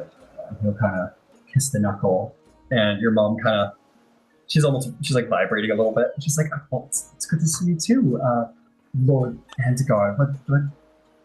What brings you here?" He goes, "Oh well, I'm just," and a little small talk will break out, and both of them are a little. You can tell they're both like a little shy, but both very interested. And like suddenly, Ember, you're like, "Well, I guess I am just invisible now. This is cool." And and the two of them just start chatting it up and kind of just very engaged with one another. Like, "What are you doing here?" "Oh, I'm just, cooking." And I was like, "Oh, which dish is yours?" And she'll point it out. And you seem to be getting on. You seem to be getting on well. I should check that, though. I should roll. Can't all just have things. You can't just have everything without a roll. Okay. It's a little awkward. You can tell that they're finding their stride. They're both very interested to be engaged and talking with one another, but they're both like there'll be moments where like there's an awkward pause, and he'll be like, "So," and she'll say "so" at the same time, and they'll kind of like stop and be like, "No, you," and goes, "Oh, no, please," and then she'll speak. So there's a little awkwardness and bashfulness in play, but they're not. No one's having a bad time talking in that conversation. At which point, the herald will say, as you guys reach like about half an hour into the eating, says, "Now comes for the final judgments of the Tal'Dorei Council. May the councilors please speak and make your final decision about the various dishes before you, and please select which one was the most favorable." Kind of talk with one another. Various people are perking up to try and hear what they're saying. They're pointing at different dishes. To your relief, Ember, you see the Goliath. He points at your dish, and you get a couple nods from some of the counselors. You're like, "Okay, I hope so." And in the end, it says Vexali will give the nod, and the steward will say, "Very well. As ceremony dictates, will..." Ooh. Yeah, it's gonna be He says, "Will Guardian Tofa Brontis, as ceremony dictates, please tell us which dish has been elected the most favorable by the council." The Dragonborn warrior will stand to her feet and will speak out. She'll say, "Thank you, Enanol, for coming. Blessings of the Changebringer and the Platinum Dragon upon all of you. There have been many fine selections, and it was a very hard choice this year, but one dish clearly stuck out. And it is to the favor of the Tal'Dorei Council that we like," and Ember, as it seems you are indeed successful. Would you like to describe your dish? Absolutely. What we have is a fresh caught whitefish, which has been first lightly blackened, and then it's been dipped in a light tempura batter and fried. Served in that with some fresh tortilla wraps for the tacos, along with a red cabbage, cilantro, and lime coleslaw with a fresh tartar sauce, because conveniently I have access to mayo. They're like, "What is this? How'd you get mayo this time of year?" I have a jug. Yeah, I'm a magical jug. Incredible. But accompanying those were 4 little pots that had various hot sauces to add to them, and they ranged anywhere from very, very mild to, I bet you a Goliath can't take this. Gotcha. Fair enough. I think maybe at one point, then for the sake of the amusement, Ember, is that at one point you do indeed see what's your name? Yeah, you see Hearthmaker, Elver, and Clear Eyes like take like a healthy scoop of it and like put it on his plate, and the Arbiter, the older gentleman, sort of like gives him a chastising look, and he's like only has like a little bit of it. I'll let him roll a con save. You're surprised. He shows it, like it shows on his face. He's like he hides it well enough, like nobody would really know what was going on except if they knew what was going on. But yeah, he's not like diving for milk or anything, but he's feeling the heat and little bit of scalp sweat. Yeah. You maybe see there's a little sweat on his brow. They're resistant to the cold, not the fire. So yeah, it hurts him a little extra. But yeah, you seem to have won, and there's and they say, well, who served that dish? And he says, then victory goes to the Van Zyles of the Rousing Spark, and everyone sort of grand applause. And I will hold Mom's hand and we'll lift it up and.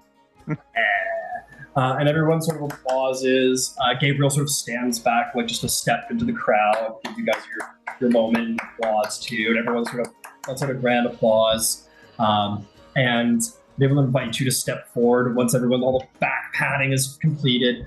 Guardian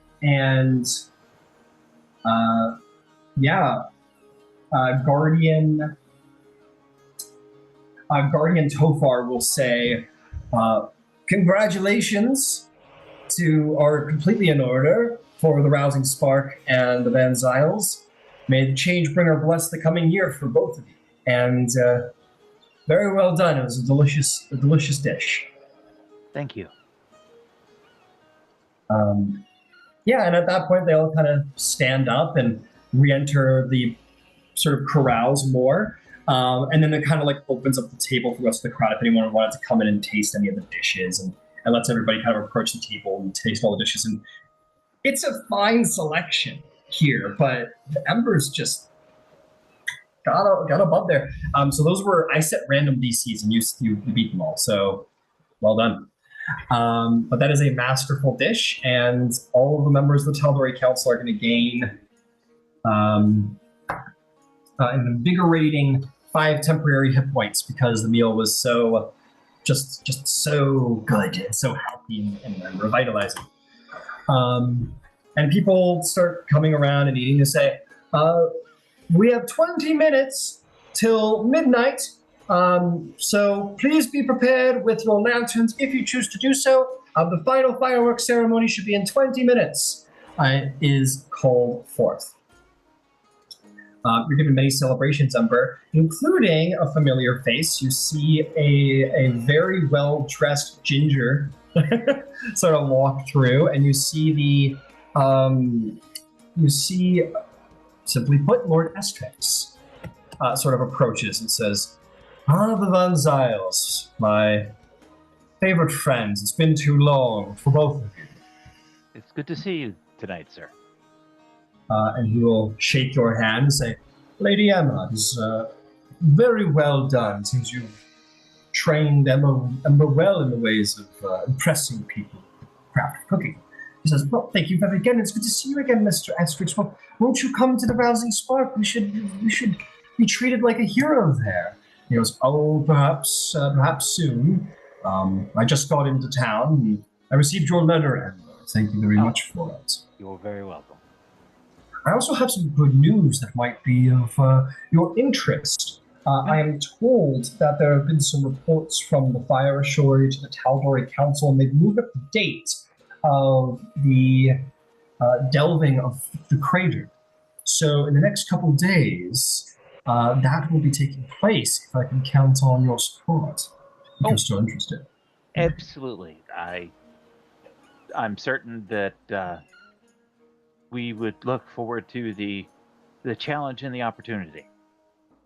Excellent, excellent. It's set for the 3rd, so you should be able to enjoy your tomorrow, prepare the next day, and then we will do the delve early the next morning. I will have my steward send you further details. But thank you, Emma. I can always rely on you.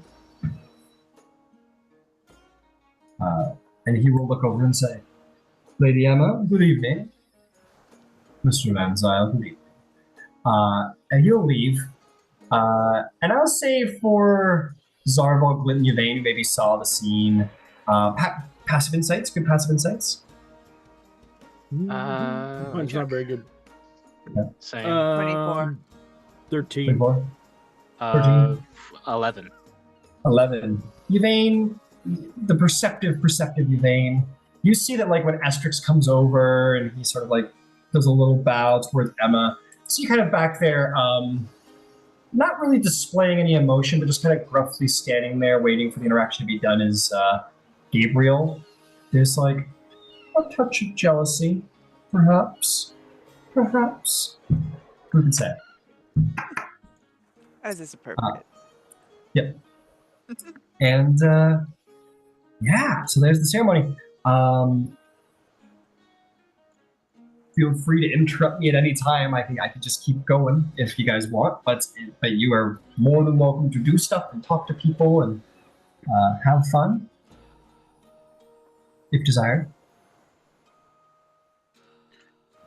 Elaine, were you gonna put something forward? Nope. Okay. Cool. Sorry, it looked like you were winding up, so I just wanted to make sure. Cool. Yeah, a little celebration happens. If everyone drops their copper, if anyone has a sort of a resolution that they'd like to present to the Changebringer, yeah, mark off a copper and you can buy yourself one of these sort of floating candle lanterns. Oh yeah, I already did. Nice. Did I. All right. As midnight comes about and things grow quiet, about 5 or 10 minutes out, everyone's instructed to hold on to them and says, within the last 5 minutes, we will release the candles into the air, and midnights will be marked by the fireworks brought to us by, as is last year, the Alabaster Lyceum. So, everyone prepare to release your lanterns the next minute, speak into the candle, and tell the Changebringer what you would wish of the new year.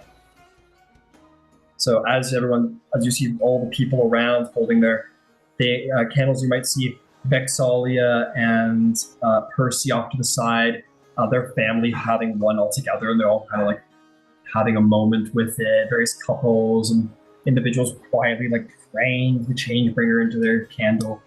I'm gonna make you guys roleplay. Who here's got a candle? Who here's got a candle lantern? All right. I'm gonna pick on you, Zarvolk. As you're standing here with the candle, what would you ask of the Changebringer in this moment? What would you hope for in the new year? I think he's making a resolution and hoping for change in the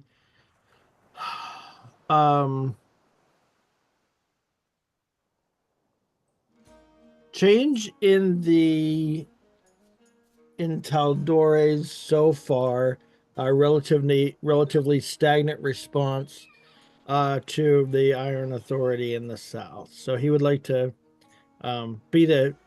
he's wishing to be the instrument of some change and to start that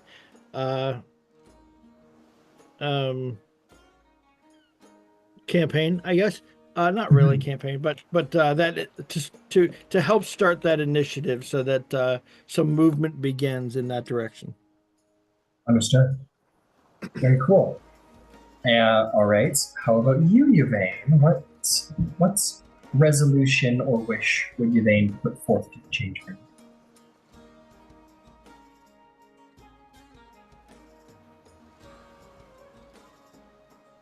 That I will learn to read the stars and to weave fate as fate would will this year. Very cool. Very cool. What about you there, Mr. Van Zyl? I saw your hand. What would you wish to change? My desire for change is to have better balance between passion and grace. So, did Glenn purchase a lantern? I don't think so. Not this year, at least. All right. Beverly definitely does, and she wishes to it very, very hard. And at that moment, you'll hear the steward sort of say, "Prepare to release your lanterns now!" And you see everyone just kind of like let it go. And it just sort of rises into the air, and you hear sort of the gasps of all the children through the crowd, and the sort of like, whoa, gasps, and various people, and all of them sort of rise up into the air in a great cloud of wishes and hopes for the future, for change in the new roads to come. So they all rise in a great cloud towards the air and begin to sail out towards the dock district, towards the water, and sort of begin to fly up over the palace and maybe bounce off of some of its high towers, but nothing falls out of the sky and just kind of makes its way along past. And as you're all looking up at the beauty of the little warm lanterns floating into the air, you see off in the city distances, this is the best view of the city, way off in the Eurodite quarter, you're going to see these lines sort of up into the air, and all of these fireworks begin to, and you hear everyone sort of say, "Happy New Dawn! Yay!" People kiss and applaud and celebrate, and you see that, but these aren't mere fireworks. You see like some of them go off, and then other ones actually sort of like animate in the sky. These are magical fireworks that sort of, you see like basically these fireworks are going off and off and off until this final like illusion culminates as you see essentially this Changebringer-esque woman with the symbol of her symbol, the winding road, and it sort of animates her almost like walking down the road and the road moving past her, sort of up in the sky, and everyone's sort of, woo! You see like the sun moving through the sky and the moon moving through the sky, and rain and snow and sun, and this marvelous display of like the Changebringer walking down the road of the seasons, and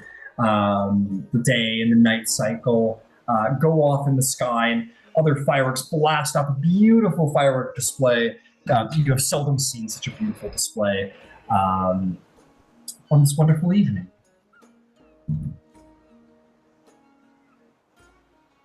Yeah. You all watch quietly,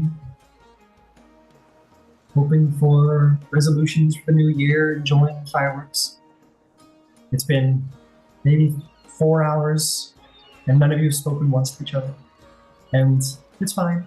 And you guys just watch quietly, and yeah. And with that, the celebration sort of calmed down after about like 10 minutes of fireworks show that finally concludes with a grand extravaganza of like various like gold circles blasting in the sky, like grand coins of the coin mistress, and all the little dapplings of the fireworks seeming to fall down like gold coins falling out of the air upon Amon, like luck falling upon the land. And the final sort of profile of Evandra just sort of like winks at Amon, and then there's a final massive explosion that ignites the night sky, and the fireworks show comes to an end, and there's a final grand applause for the Beautiful grand finale. Once again, the Alabaster Lyceums outdone themselves. And you've seen this probably every year, Ember. And they always do a very good job. And so we'll conclude the grand midnight feast, and people begin to sort of fade away and either go seeking other districts to go carouse around and enjoy the events of, or find their way to bed. What would the party like to do?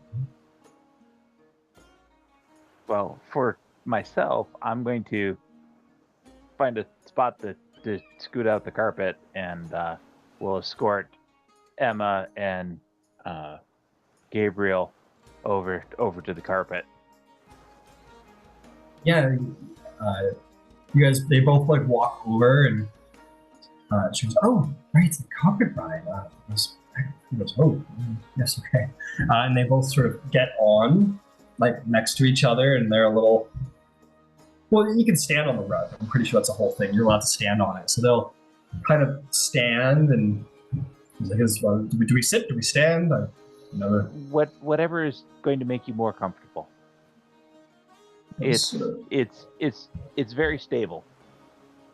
I see. Well, perhaps we might sit first. She goes, yes, perhaps we might sit first. And they both kind of sit, and Gabriel kind of, it's a little awkward him sitting down because he's this dignified warrior in plate, and he's kind of this big armor, kind of awkwardly sitting. They both kind of sit down and say, are you I'm going to drive. Oh, you're driving, okay. And they will sort of sit in the back, and Ember, you'll kia, husha, and the rug will float into the air, and they'll both be very like, whoa, and then it'll begin to take off nice. Well, actually, Ember, it's up to you. How do you take them for a ride?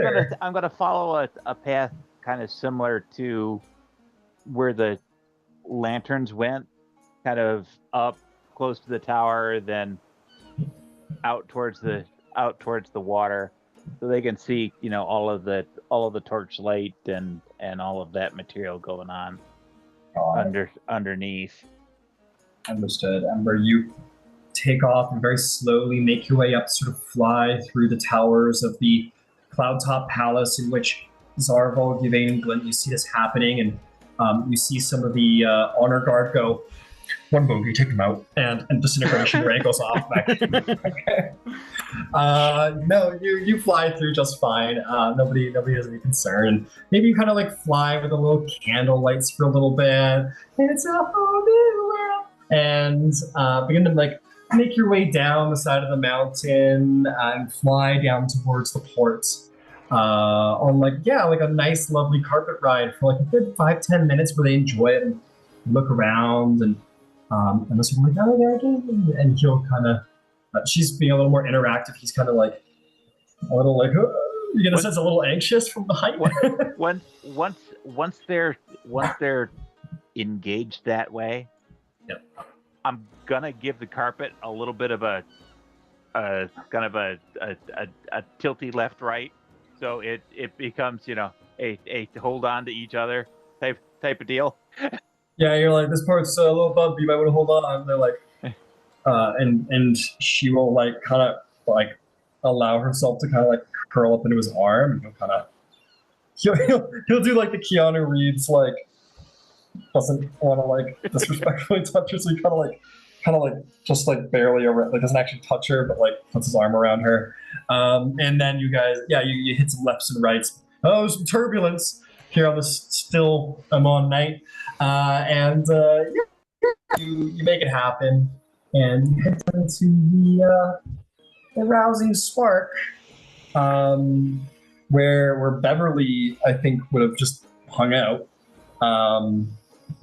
What was the plan there to make her? Oh, right, you were going to do the illusion Ember, so she just needs to be there. It's just her.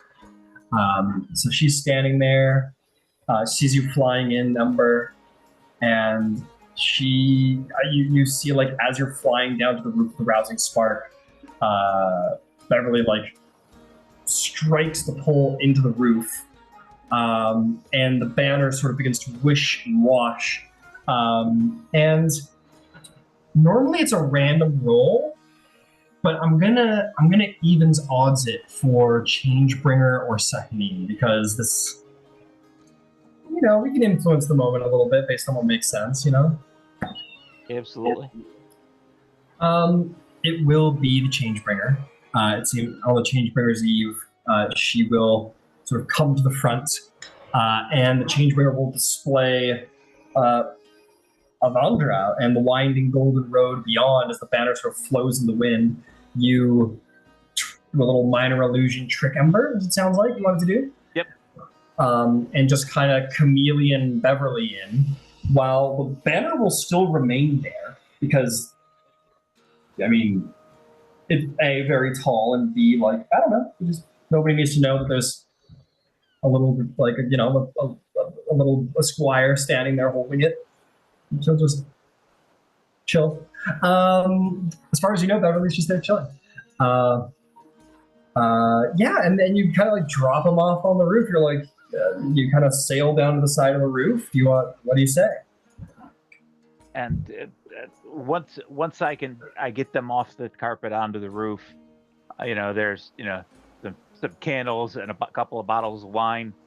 I'll say I've got to go pick up the rest of the folks, so you two stay here, and someone will be up to see if there's anything that you need in just a few minutes. At which point Ember will actually go downstairs, but wants to just maintain the line of sight to Bev, because Bev is getting a chain of 2 items. The first part is minor illusion, because minor illusion only lasts for a minute. So every minute she gets a re-up. But the other thing is, since it's maybe a little bit cool, I'll use prestidigitation to just kind of warm the seat that she's sitting on. So okay, cool. Like she has her own heated seat while she's there. You put a stool on the roof for her to sit on. She's got this. She's has you guys got her set up because she's gonna be there for a minute. So you guys give her a cooler full of Nix's hard lemonades, and just sitting there on her chair holding the banner with her right hand. That's just kind of minding her business off to the side. She's you can't see it, but she gives you the thumbs up because the minor illusion. But yeah, she'll just chill. And Andegard takes Emma's hand and helps her sort of sit on the rooftop, and he'll sit, and they will kind of laugh. I'm sure there's kind of they kind of share a laugh about the whole Parent Trap situation. They've clearly been sort of cornered, the both of them, but happily so, it seems. And they just kind of begin to chat. And Ember, you'll just kind of keep an eye on Beverly and keep that minor illusion going, and hide as you do. Not hard to do. You just stand down in the street and just keep. Maybe you've got your own seat cooler. Meanwhile, back at the fort, Zarval, Glint, and Devane, you guys are cleaning dishes and packing up dishes and ingredients and stuff, and are walking through on with all of your stuff, or maybe there's a floating disc or something as you guys just kind of walk it back to the spark, perhaps. Oh yeah, absolutely. Yeah, it's a good night for a clean up walk. Yeah, it most certainly isn't, because there's 2 things going on that I think will be of interest as you guys just kind of meander through the city. The first of which is that where are you? Come on, where is it? Where are you? There it is. There have been tons of temporary shrines to Evander put up on the side of the roads with offerings, people letting little prayers, flipping coins into luck jars, basically, for opportunities of the coming year. Priests hand out these red ribbons to travelers, symbolizing protection and guidance. Those who mean to make a trip here, so maybe you guys kind of get little red ribbons from various priests. And wander through to see all the beautiful little shrines. And notably, As you guys get down to the central district, you're going to wander past the Dance of the Dawn. You're going to see that basically citywide at this point, now that midnight's passed, a giant dance festival has begun to break out that will end at sunrise. Where, let's be honest, mostly young people are performing, wearing vibrant costumes of representing various seasons. They all progress through a mall. They're sort of walking around. It's a whole citywide festival where everyone's just like dancing and bards are playing and music is happening. Joy, music, like young people are meeting for the first time, or older people meeting for the first time, and tons of live musicians making their gold. Tonight's the night of the bar, making a couple extra coins tonight. As the city is just filled with various tunes of music. You'll go past one street where it will be like jaunty tunes. Another street will be like slower music where people are just kind of slow dancing together under candlelight, and it's just a beautiful citywide dance festival. And eventually, to make the trek all the way back to the Port of Amman with all the dishes and all of the ingredients and all of the old dirty casserole dishes and such, and you make it back to the Spark a little after midnight. Or getting towards 1 in the morning. So it's been a late night, but it's been a good time. Sounds fun. Yvain will set up cleaning the dishes just like she would have at home. Yeah. You all head in the Rousing Spark. You start cleaning dishes. Clint and Zarval, maybe you sit back and have a brew, perhaps, or help, or whatever you want to do. I can dry dishes and drink beer at the same time. That's true, yeah. It's not one. Yeah. And I'm reasonably certain that for Glint, that's what Unseen Servant is for. There you go. Yeah, I'm working. It's my spell, okay? Yeah. But yeah, and the Rousing Spark is largely like nobody's in here. It's like kind of past closing time. They closed a little early because the festival's happening outside, and Emma's busy, and Emma gave the rest of the people the night off and to go dance and enjoy the festival. Yeah, and then you guys just kind of have the bar to yourself a little tonight, Rousing Spark. When you clean some dishes, it's not too many dishes. It was like maybe 2 casserole dishes worth of food for the council, so it's not much. And you clean it up quick and have a little time to yourselves. All right, I think a few quiet drinks are in order. Absolutely. Yeah, not exactly much of one for large crowds. It's nice to have something of the din die down at the end of the night. Do we know when your big fight is yet? One of them. I believe the first qualification match is still a bit over a week away. I think it's 8 or 9 days from now. It's drawing quite close, though. Well, yeah, that's simply a qualification. I have to, in order to be entered into the official tournament itself, I have to be chosen by the followers of Cord here in Iman as the champion of Cord representative. Do all the gods send a champion, or how does that shake out? I believe, from what I understand, I've never witnessed this event before. I only know what I've been told by Finch and some of the folks at the arena, but my understanding is that a number of different groups and factions send representatives, one contestant each, to compete in the tournament as a whole. But traditionally and historically, it generally comes down to the champion of Cord versus the champion of Bahamut. Interesting. Simply because I think those are probably of the factions involved, some of the more martially inclined groups. That makes sense. I imagine it'd be a poor place for spellcasters to pop along. It'd be fun to watch, though. Yeah, I'm not sure, honestly, about the nature of spellcasting in the tournament. It sounded like it's a big deal. Like the Brawlers League is a bit more varied when it comes to different types of competition.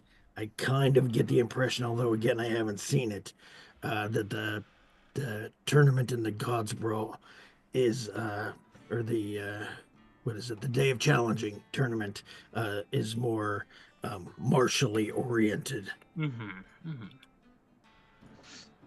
Does Ray ever send anyone? How does that work out with the gods that aren't all about combat and arms and armor and weightlifting, presumably? That's a very good question. I honestly don't have any idea. I could certainly ask at the arena and try to get a more informed answer for you. I'd be curious, just to satisfy me wondering about it. There's hardly any impetus, though. Actually, they must need healers. I mean, with all those people getting hit, there's going to be a need. I would love to volunteer. That's true. Sure, I will, the next day that I go and train, which is probably going to be tomorrow, I will check in with the folks at the arena and see how all the other groups and factions and participants factor into this kind of thing. So as this is going on, Yvain's going to pull out the mirror. I'm going to sit them between the two of them. All right. I've never done this. That seems a good time as any. Show me Joe Montage. And she casts Oh, I Scrying. hate that guy. Joe Montage, huh?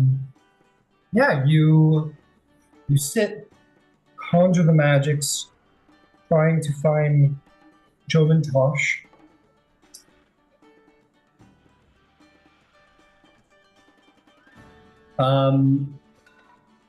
And let's see. What's your DC?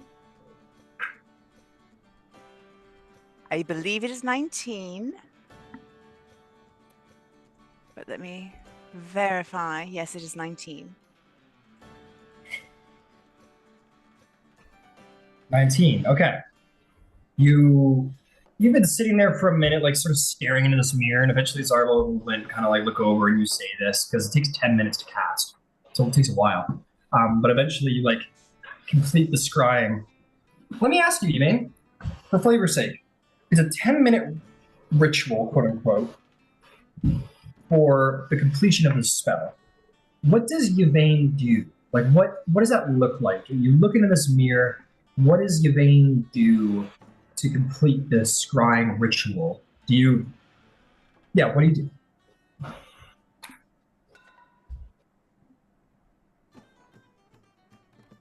I actually think she pulls out her star map.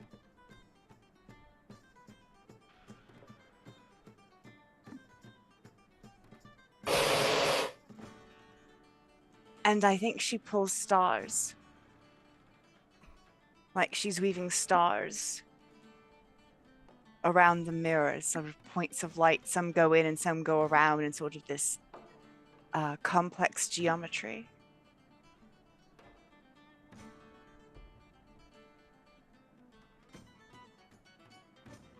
Beautiful. You lay the mirror on top of your star chart, and you kind of some constellations form, and you kind of sort of bring them to kind of almost these little flecks of starlight sort of dance around your fingers and kind of implant themselves on the actual mirror themselves, and they begin to sort of vanish into the mirror until all of that starlight slowly culminates until the actual pane of mirror itself sort of glows with a light, and the actual reflection of yourself vanishes behind that slight glow until it's just like a pane of pure white starlight. And that starlight begins to sort of fade away as if you were looking through a window of pure light, of pure moonlight or starlight. And as it begins to sort of fade away, like you're making your way through, it's like the light at the end of the tunnel, except that the tunnel were light, and the ending was the visual you were looking for. And as you kind of peer through that cloud of divination, you will see your old friend Jorman Tosh. He is dressed very well. He is sitting in a very kind of nice red velvet armchair. And he's sitting by himself with his leg folded, and he has like a glass of whiskey in his hand, in a very nice glass. And he's sitting in this drawing room, and he's looking out the window. It's like a study. It's like a drawing room study, so to speak, with a big roaring fireplace. It's very elegant. And as he looks out the window, you see, I'm going to see out the window. Hang on a second. There's a city outside the window. Just want to make sure I'm getting this right, because this might actually be helpful. Okay.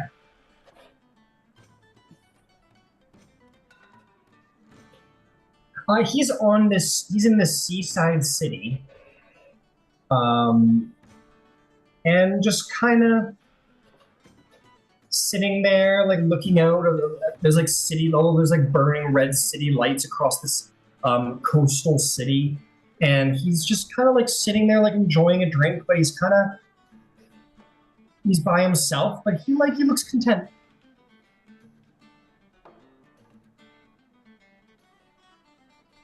Can we see this or just Yvain?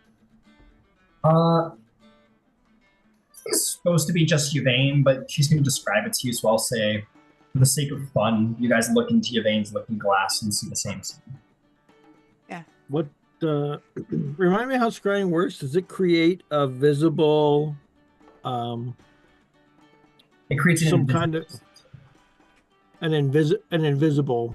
Yeah. Yeah, okay. So if someone were to have true sight, for example, they would be able to see the sensor. They'd see the sensor, yeah. Okay. Yeah. See invisibility, true sight, things like that. So yeah, this little sensor just floats there in this drawing room, kind of sort of, your visuals kind of like over his shoulder a little bit as he just kind of sits in his armchair and he's got his leg folded out. It is, you see that the sun's rising. There's like a red dusk that's kind of beginning to form. He's kind of watching the dawn out his window and just kind of enjoying his drink. And it's about 2 a.m. where we are, yeah? Yeah, it's about 2 in the morning. There's no dawn happening here. So they're on the other coast at the very least. Is the city recognizable? No, it's not. Tell you what, it's not Stilben. Make me an investigation check. I'll tell you what it's not. Sure. I'll burn a charge on my ring.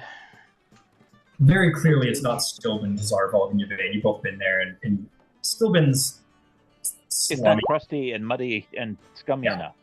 Yeah, exactly. I have a 28. We can't smell it through the mirror. No, you can't smell it. It doesn't simulate Detroit. Yeah, exactly. It's not Amon, Glenn. This is some kind of port city. But it's not Amon. You guys would easily know it's not Stilben. Can we tell if it looks like it's in a warmer climate? Make me an insight or investigation check. I'm going to use insight, given the choice. Oh, and that is a natural 20 for a 23. A natural 20. It's a little dark out the window to like see what's going on out there. But as you're looking at Jorman Tosh in the sitting room, he's wearing like a bit of like a dinner coat, so to speak, like kind of like a loungy coat, but it's very thin. And he's not dressed very thickly, so you think, yeah, it's probably a warmer climate. I hate that guy. Well, he seems to be very, very far away. Does he still owe us money? He owes us everything. Honestly, I have so many questions for him. Well, I'm And curious. I'm not great at interrogating, so we're going to have to find someone else. But I regret I regret talking you out of killing him. I do. It was a mistake. I should have let you kill him when you suggested it. Well, he was just something of a coward, which is not really a murder offense. No. I will put money on the fact that he is the one. He told the League of Miracles about all of the Azurite below, outside of Salah. They are the only ones who would have had the capabilities to get it all out of there. It would explain his currently rather luxurious living accommodations. I'm curious. This sense is going to last for, what, a few more minutes? Yeah. Clint's going to cast Sending to Jorman Tosh. Oh, you shithead. Yeah, absolutely. What would you like to send?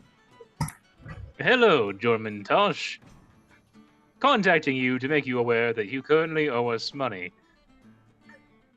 If you would like to arrange payment plan, reply. You see in his chair, like, he doesn't jump or anything, but like he kind of money. He's like on the other side. He's like, "Who I owe money to?" Mental cast again. We know about the Azurites, Jorman. He drops his glass and shatters on the floor, and he kind of jumps. And he goes, and you, as he's standing there, like looking around, you can hear him communing with you. He says, "I don't know what you're talking about. You're sending to the wrong person. Leave me alone." I'm gonna burn another slot. That glass looked expensive. Are you sure nothing is jogging your memory? And he kind of, you see, he's gotten up and he's like scrambling around the room a little bit for something. And you hear the sending through your head. He goes, as I said, I have no idea what you're talking about. Leave me alone. Leave me alone. That's right. Leave me alone. Gonna burn a 4th level slot, and just to fuck with him, was going to send in a very few amount of words. We'll be there soon. He goes. And at this point, like, the scrying's beginning to fade out. It's been about 10 minutes now, I'll say. Yeah. But he's like, you see, he's like panic scrambling through drawers, and he's like looking for something. You don't know what. As it begins to end, you don't know what exactly he was looking for, but you don't get a response at that point, Clint. But from the scrying, you clearly scared the shit out of him. Yeah. Just as a clarification, Ryan, you said that the sun was rising and that he seemed to be in a coastal city. Yeah. What was the orientation of the sunrise to the water? Let me think.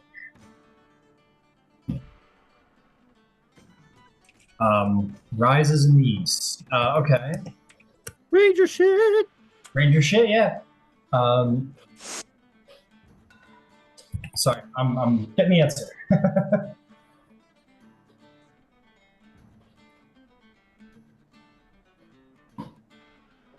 Oh, come Sorry, I can't motor at a distance, but I figured I'd at least give him a little bit of stress.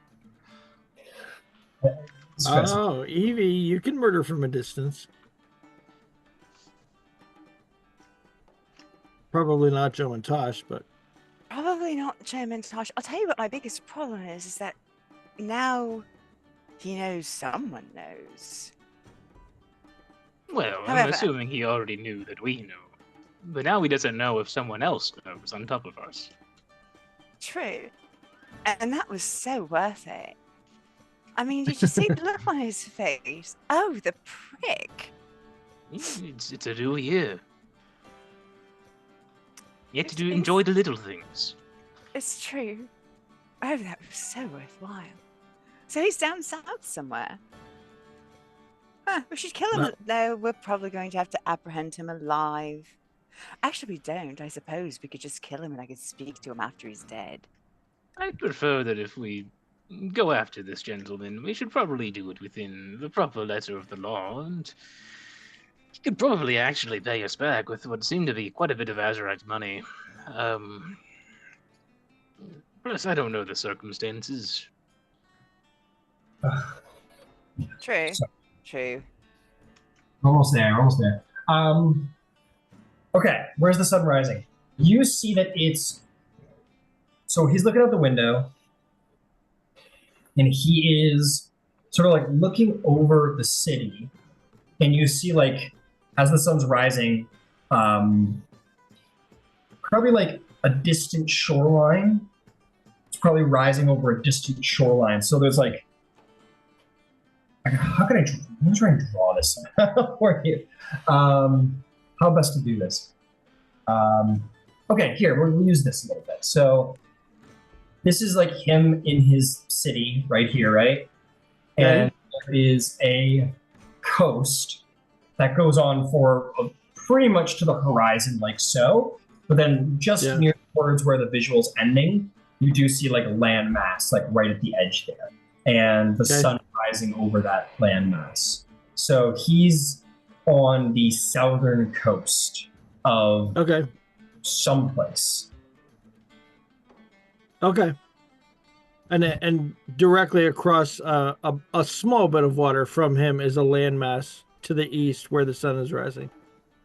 Yes.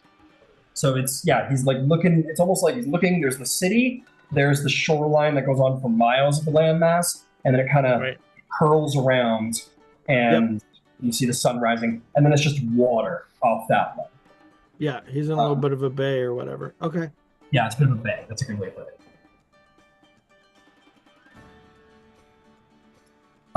And having officially scared the shit out of Jormuntosh and performed a parent trap, which hopefully has gone successfully, we will call the day of New Dawn to an end. And we'll also call our session to an end. Well done. Thank you for running. Thank you. Yeah. That's wonderful. Sorry it was a little Thank you. monologue-y. I didn't mean it to be so